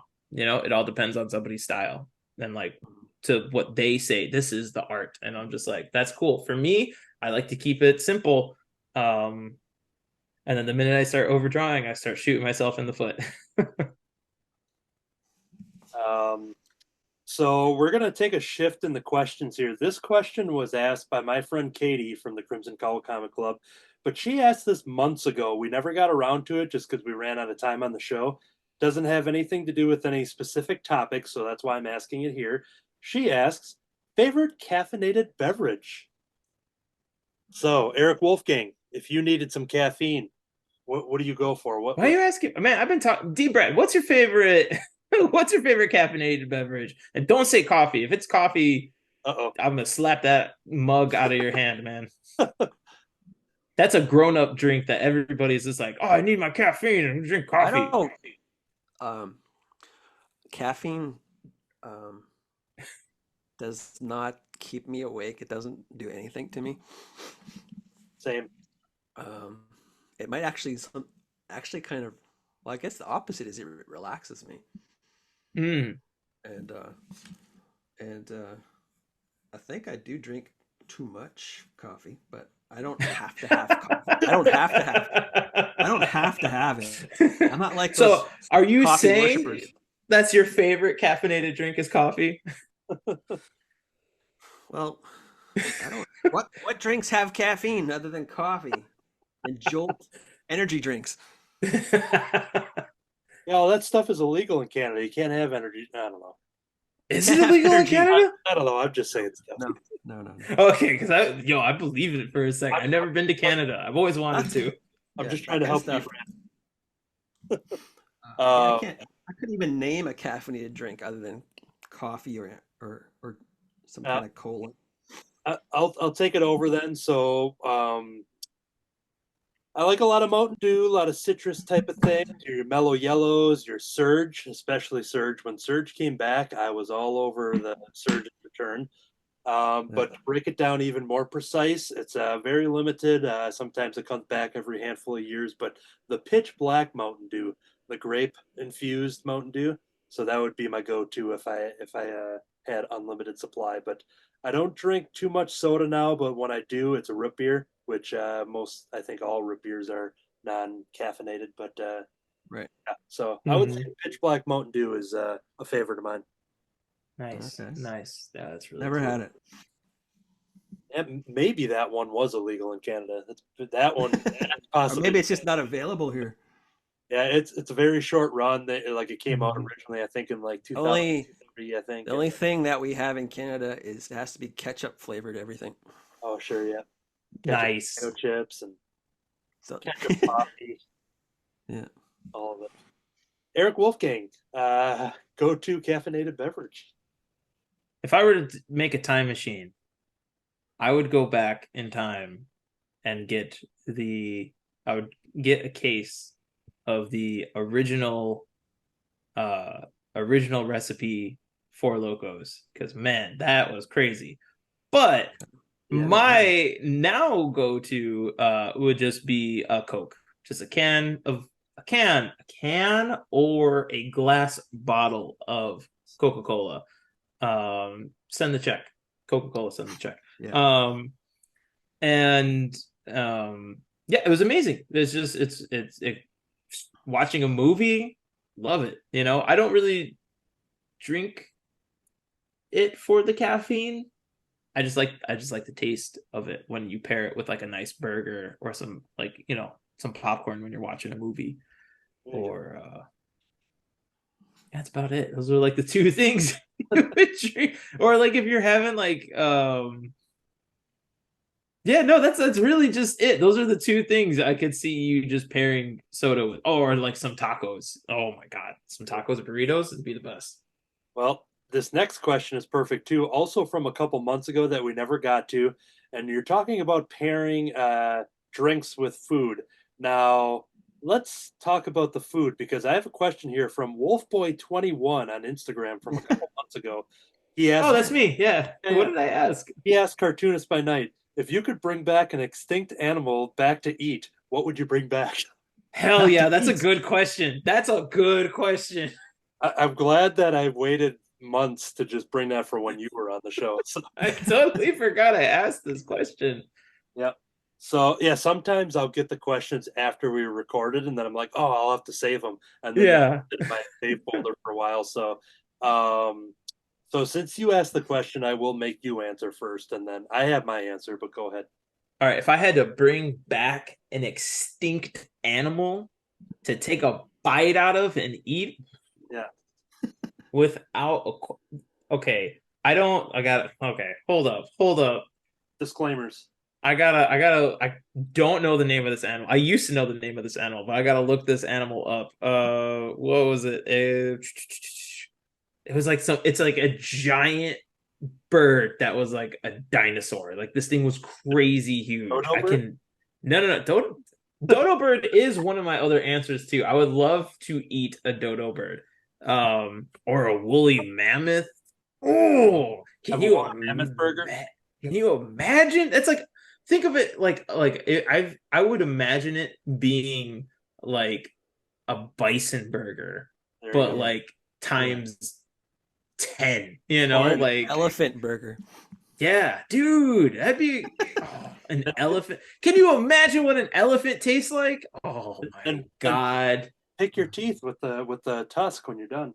Can you imagine like I picture eating an elephant's ear, like eating pork skin. Dude. Oh my god. I'm starving just talking about this. That's crazy. I got this craving for elephant now. Dude, that and dolphin. I would without a doubt, if someone were to ask me, do you want to I have some dolphin if you want to try it. Yes, I absolutely want to try a dolphin. I would take a bite out of that dolphin. Can you imagine what it tastes like? Tuna. Really? You would think tuna? They're mammals. Oh, you're right. Chicken then. No, it's a bird. That's a bird. Beef. Beef. I feel like the texture of a dolphin would be like eating bologna. You know what I mean? Bologna. Oh, the texture? Yeah, it's just so smooth. Oh, okay. I see what you mean. Okay. Well, that would. Did you think of the name of what you were trying to think of? I didn't even look it up. We were talking about elephant fair ears enough. now. Well, All right, you go. so I had mentioned the dodo bird because I like chicken wings, and I'm thinking, what if there were dodo wings? Yeah. I'd try That'd some. be amazing. I like the terminology, so I'm like, yeah, I'll take an order of dodo wings. I would like saying that, so I'm gonna go with the dodo bird. So It's something that you could market. yeah. And it doesn't even Hey, have Brad. to really be dodo. Brad, do you have an answer?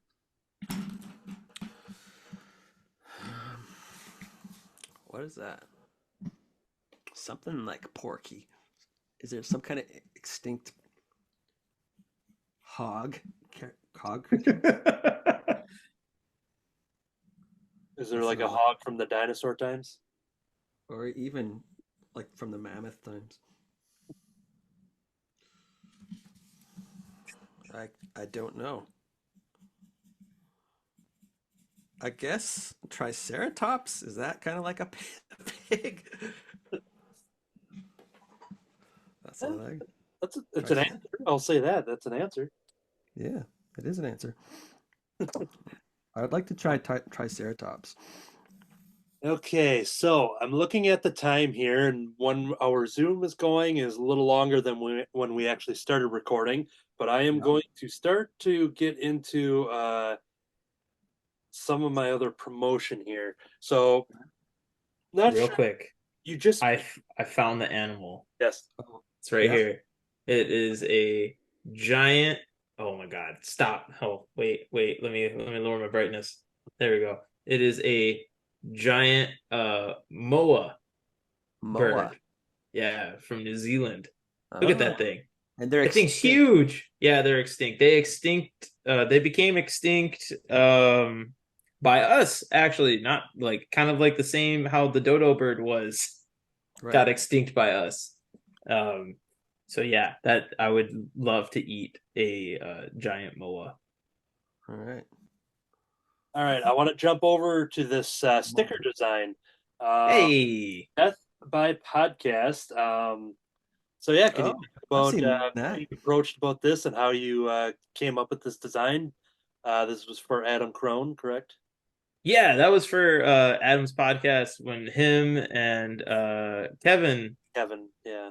they were starting a horror podcast, and I love horror stuff. I love spooky things. I love things that um I love happy things, but like forced happiness. So it looks like people are in pain from being happy. So it's like really creepy at the same time.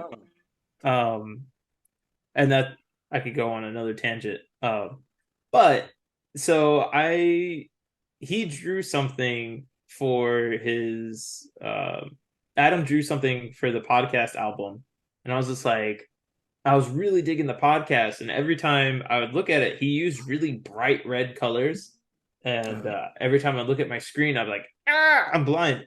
So then I asked him, I was like, hey, dude, can I draw something really cool for you guys? Because I like horror stuff too. And he was like, absolutely, go right ahead. And so I drew that.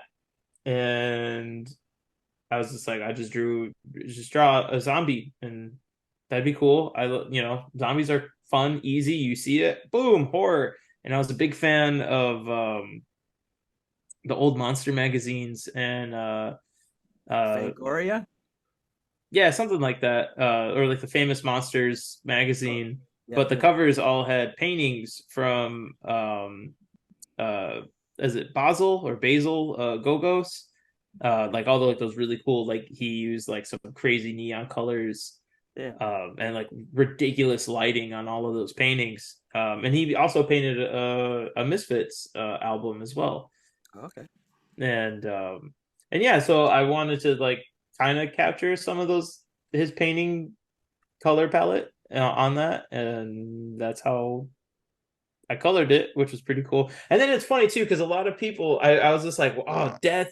And then what if I put like the thumbnail was Death by Podcast, and I was like, well, where am I going to put the podcast part? I was like, oh, should that be his teeth? And I was just like, that looked kind of weird if that was like his teeth just said podcast. And oh, there it so, is. Yeah. yeah. So then I just have it where he's just like taking a bite out of it, and then death on the head.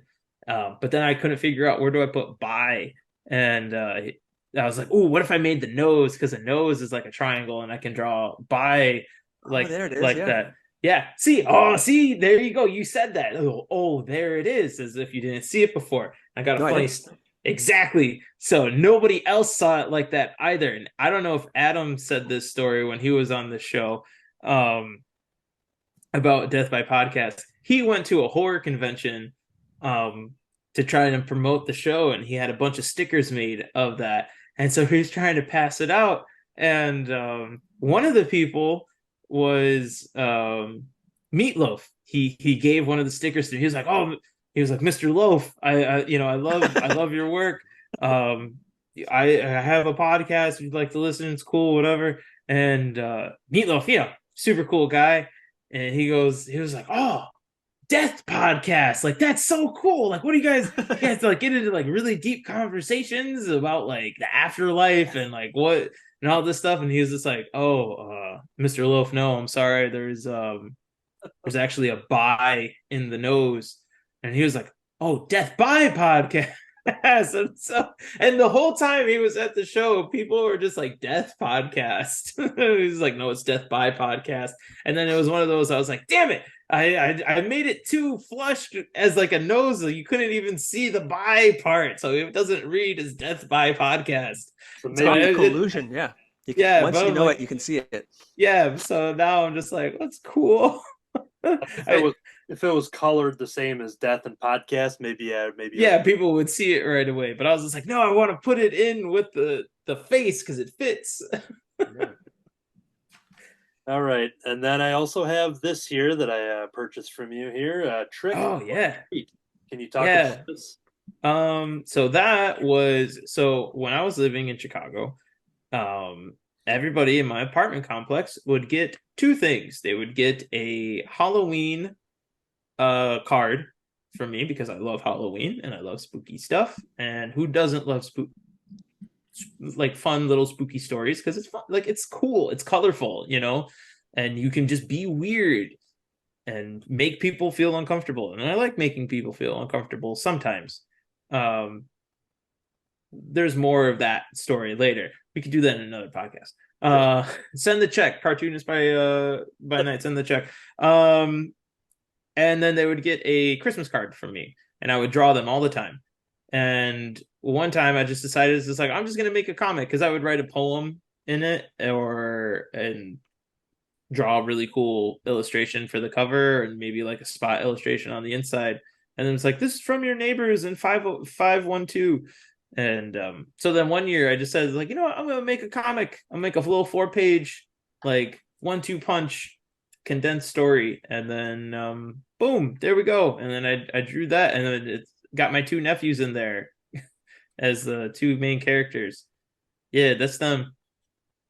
One's a little chimp with a cool fez hat, and then the other dude, he's wearing what Wallace wore in the wrong trousers, because I love Wallace and Gromit. Oh yeah, that's that sweater. Then the next thing I wanted to promote, but first I have to reach for just over my computer here to reach for what I wanted to promote. Oh yeah, I forgot I drew that. Look at that. So yeah, you have a online shop. Was this through Threadless? Threadless. So yeah, designs up on there. So yeah, that was actually one of my old. I think that was the first Halloween greeting card I drew for my neighbors in my apartment. That's pretty awesome. That's really good. Yeah. Wow. Yeah. Cool. But, those are You are a talented man. Man, do you say that? Look at you. You got the eds, man, right there, and some wedgies on your board. I love the roughness in your inking. Like it just flawless. Thanks. Actually, I'm gonna so I got quoted.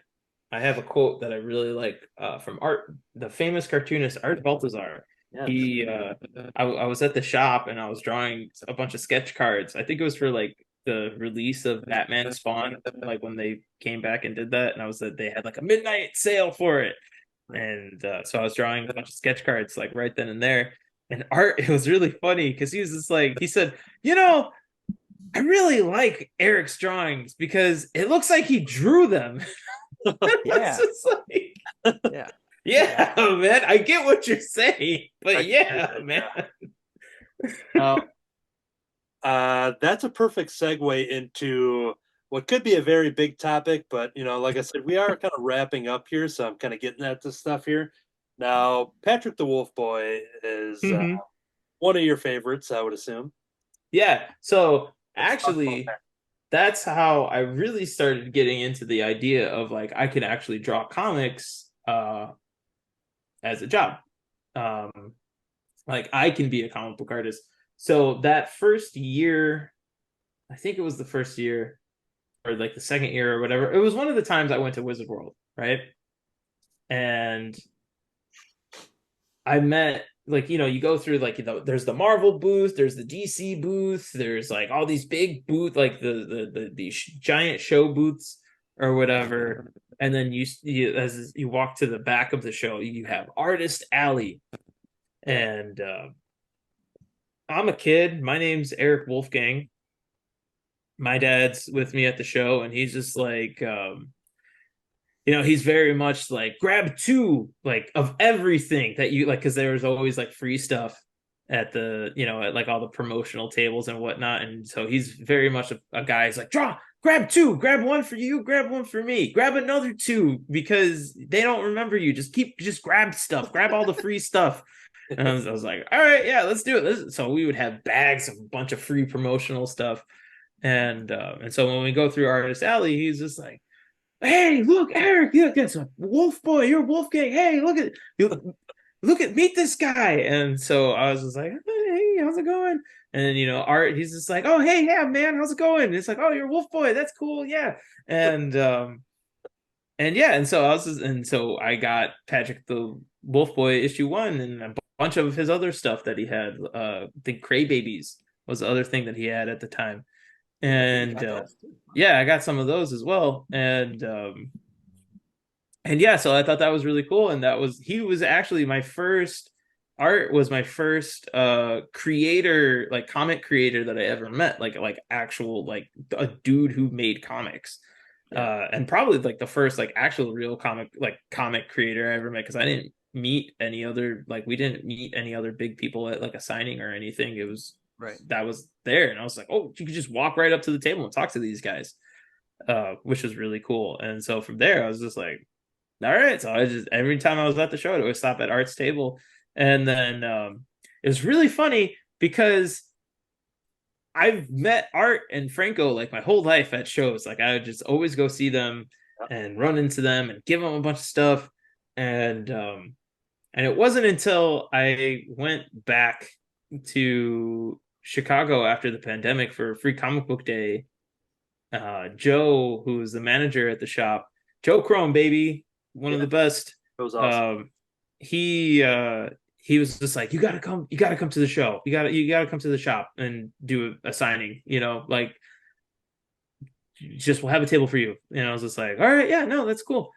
And so I saw Art there. I was like, hey, Art. And he's like, hey, I remember you. Because I would also used to go to their shop all the time. And I got kicked out a couple of times too, for some of their parties because I wasn't 21. And they were like, who's this kid here? Get out of here, kid. And I was just like, okay, I'm sorry.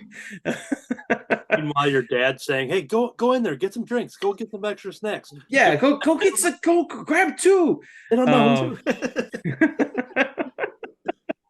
And so when I was there, I was, you know, I'm a big fan of Patrick the Wolf Boy, and so I was drawing on colored paper or whatever, and I was just like, I gotta draw Patrick for Art. So I gave him one of the drawings, and then flash forward, he was recoloring all his stuff and putting it out through Comics Tom, and boom, yeah, he saw it right there.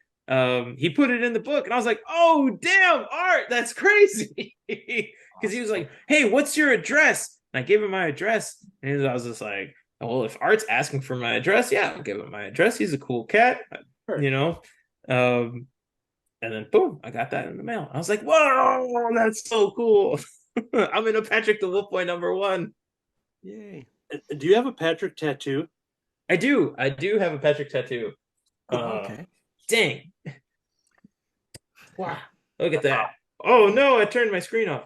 Yep. Nope, you're good. You're yeah. So I don't know how we can see it. Yeah, there's my Patrick. Yeah, we see it. Oh, awesome. A little costume. Yeah. I even told him too last time for the signing that when I went up to the shop to go sign Super Fun Altogether, I asked him, I was just like, hey man, I want to get a tattoo because my sister, she's a tattoo artist. Oh. And so she just opened up a new shop, and I want to go see her shop and hang out with my sister and get a tattoo from her and all that stuff. And so I asked Art, I was just like, hey, I want to get a Patrick the Wolf Boy tattoo. Can you send me like some imagery or whatever so I can like clean it up and resize it for a tattoo, and he sent me a whole catalog of like all the Patrick the Wolf Boy's files and whatnot. So now I'm just like, oh, that's really cool. Thanks, man. So I was like a super happy kid, just like going through. I've like read every Patrick the Wolf Boy comic now, and now I'm just like, I have the files, and I have, I can just take the black line out, and then I can just color. I want to color Patrick the Wolf. So that's what I would do sometimes if I'm, if I got some time to kill and I want to practice coloring. I'll just grab a panel or a page. Is that how you got the Valentine one that you colored this week? Yeah, that's how I that's how I got it. Is I just grabbed it from one of the pages and I colored that.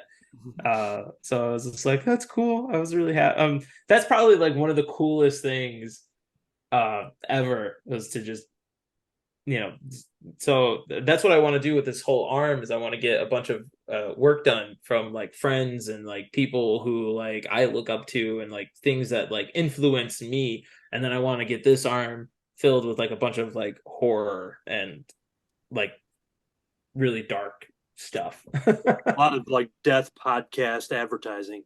Yeah. Just get Adam Crone's face tattooed on my bicep. Mr. Loaf. Get that written right here. No, I'd get Mr. Loaf on my knuckles. There we go. Some people would ask me, Mr. Loaf, Mr. Loaf, and I'm like, no, Meatloaf, Mr. Meatloaf, and they're like, call me Meat. Yeah.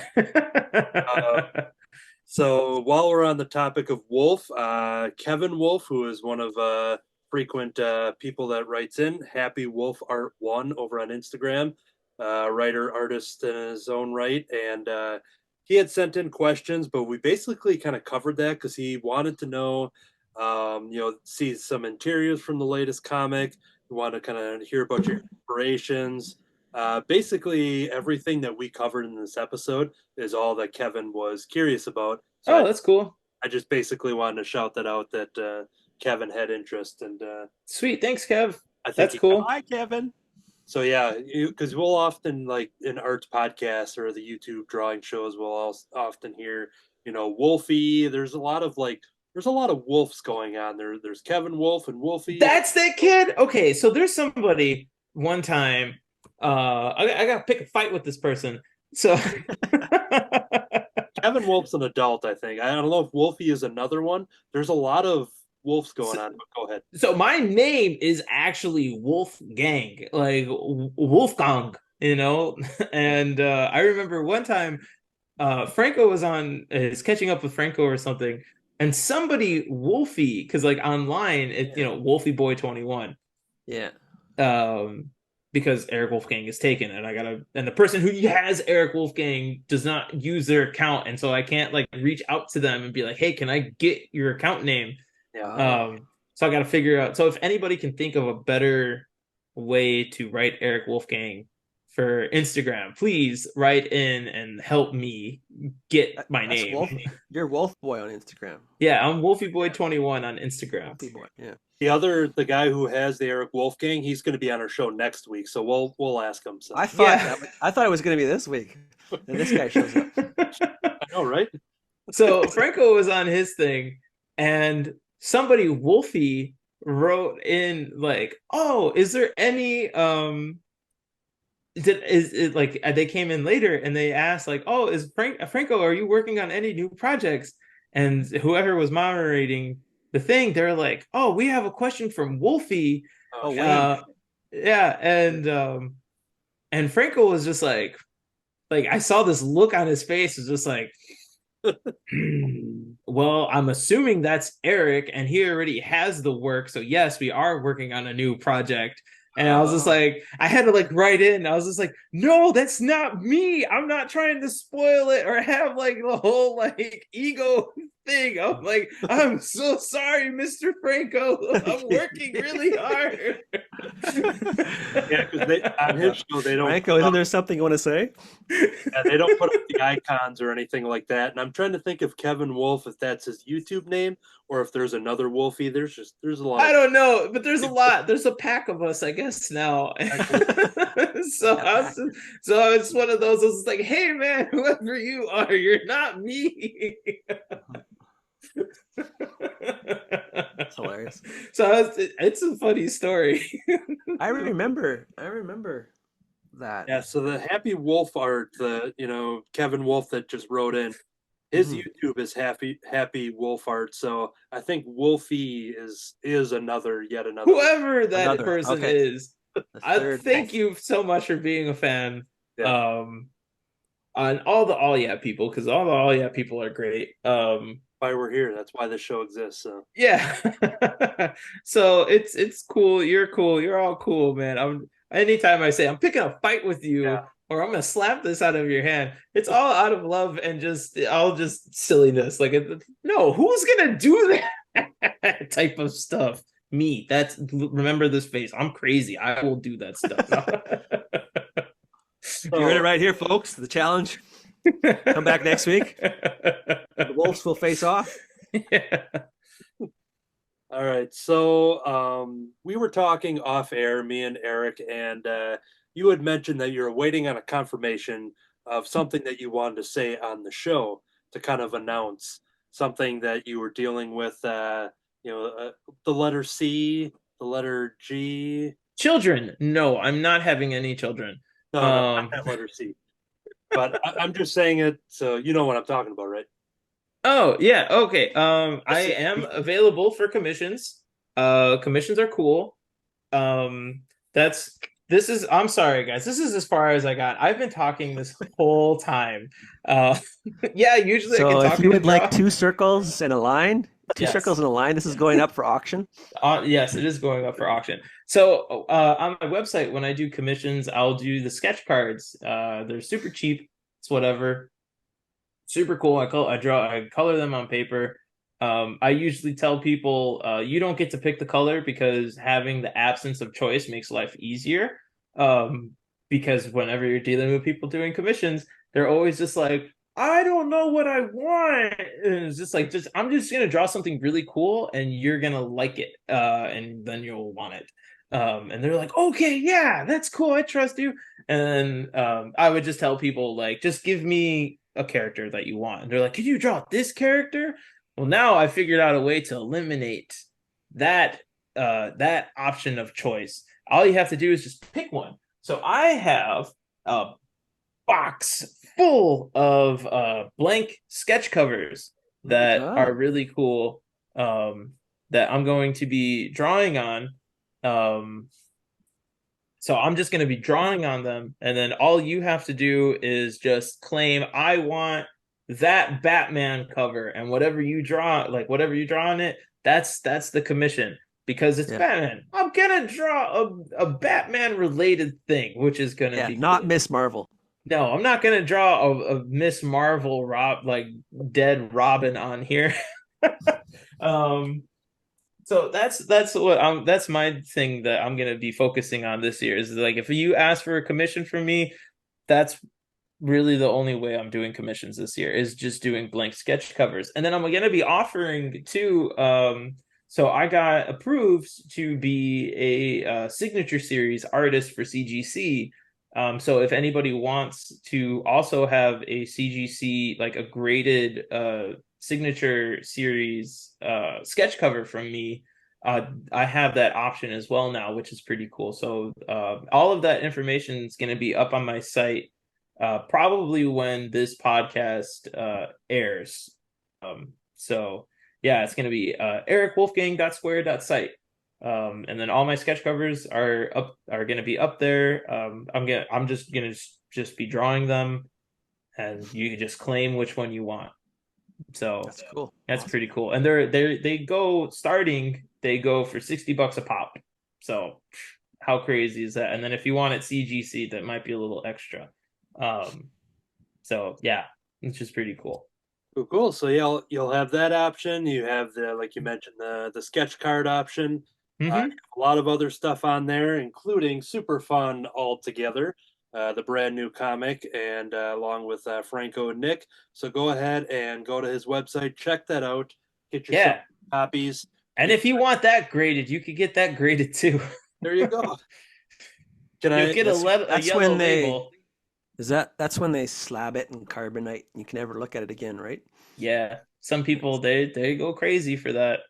And I was and some of my friends too. They helped me out trying to get on track with that, which was pretty cool. So I was just like, thank you to everybody that helped me get recognized, to very good, get approved by CGC to be like, you're an artist. I'm like, thank you.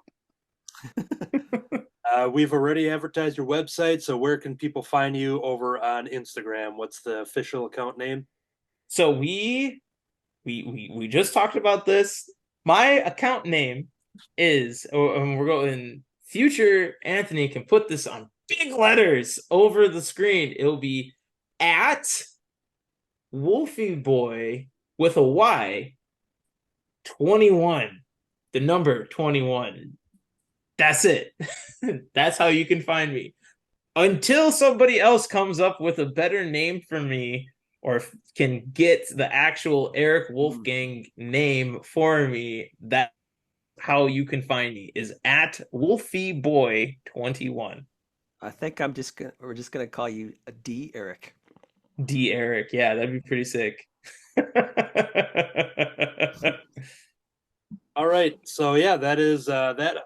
Thank you very much for being on the show. It was Thank you for having me. This has been a lot of fun, and I don't get a chance to talk a lot because people are like, shut up, Eric, and I'm like, I'm sorry. You're home by yourself. I know myself and D Brad and everybody at home really love to see your art process in person. So it's great to see that. Where was it? The way you drew those circles, man. I mean, it was here. I'll draw this real quick. All right, we'll just time me on this. Ready? We're just gonna go. And if you here's the quick drawing tip, right? If you want a good drawing, I tell everybody all the time. If you want a really good drawing, all you have to do is just say the sound effects when you do it. So you got a circle here, and you go, and then you got another circle here, and you go, and then you go another, and then he's got to talk. The brain's got to speak somehow, so he's got to have a little speaker guy, and we'll go whoop, whoop, whoop, whoop, whoop. Alrighty, that's cool. And then he's got this dude, and then he's got that guy, and then his dome. He's got to have a dome like Mr. Freeze, because I love Mr. Freeze. And then let's grab another little brush pen, and then we'll do the brain, and with a bunch of squiggles. Art will sometimes just go. Oh yeah, he would. He put in some black dots to give it some depth, and people would be like, "Oh snap! Look at that brain. He's not a smooth brain. He's got a big brain," which is pretty cool. And then he's got little tentacle thingies coming off, which is kind of cool. And then we'll give it a. We'll kind of give him like the Mr. Freeze, throwing some dry brush in there for the arms, which is kind of cool. And then just there's the undershadow, there's the other undershadow. Give him his little chest, and some more dry brush, and then a little bit of that, a little bit of this, and then here, and then we'll throw in a little bit of white real quick. We'll just shake this up. Okay. And then we'll just go, and let me make sure, let me test that out, and we'll just go give it a little bit,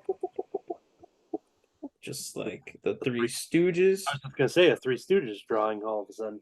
Nice guy, eh? Yeah, right. And we'll give that a little reflective,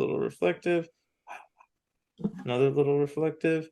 And we'll give this a, and then what we'll do is we'll give him some rain, because everybody looks so much more dramatic in rain. You know what I mean?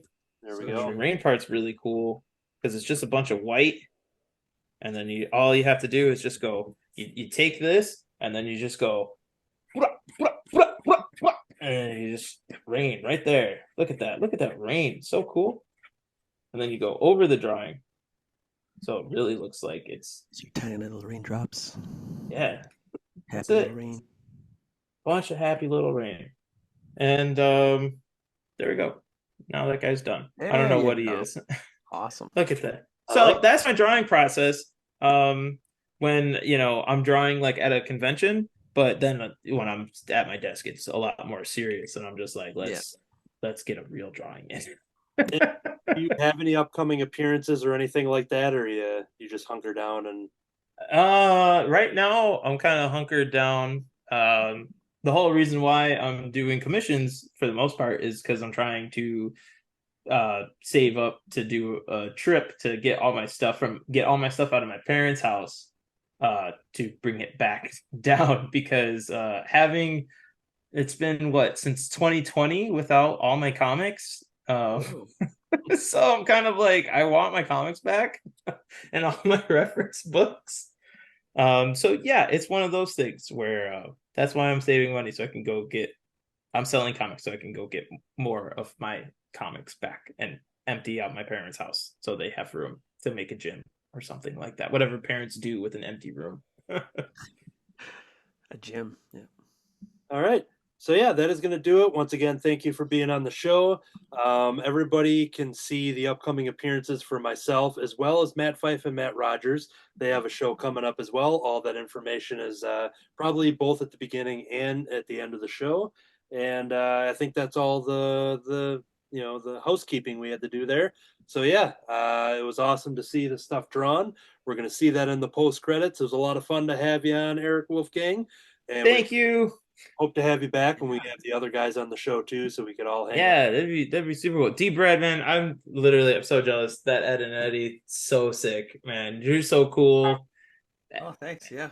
Anthony, thank you so much for having me. Like all the promotion and whatnot. You are a true good person to have in anybody's corner. Thank you so much, man. Thank you very much. Happy to be in that corner. So that is going to do it for another episode. Good night, everybody.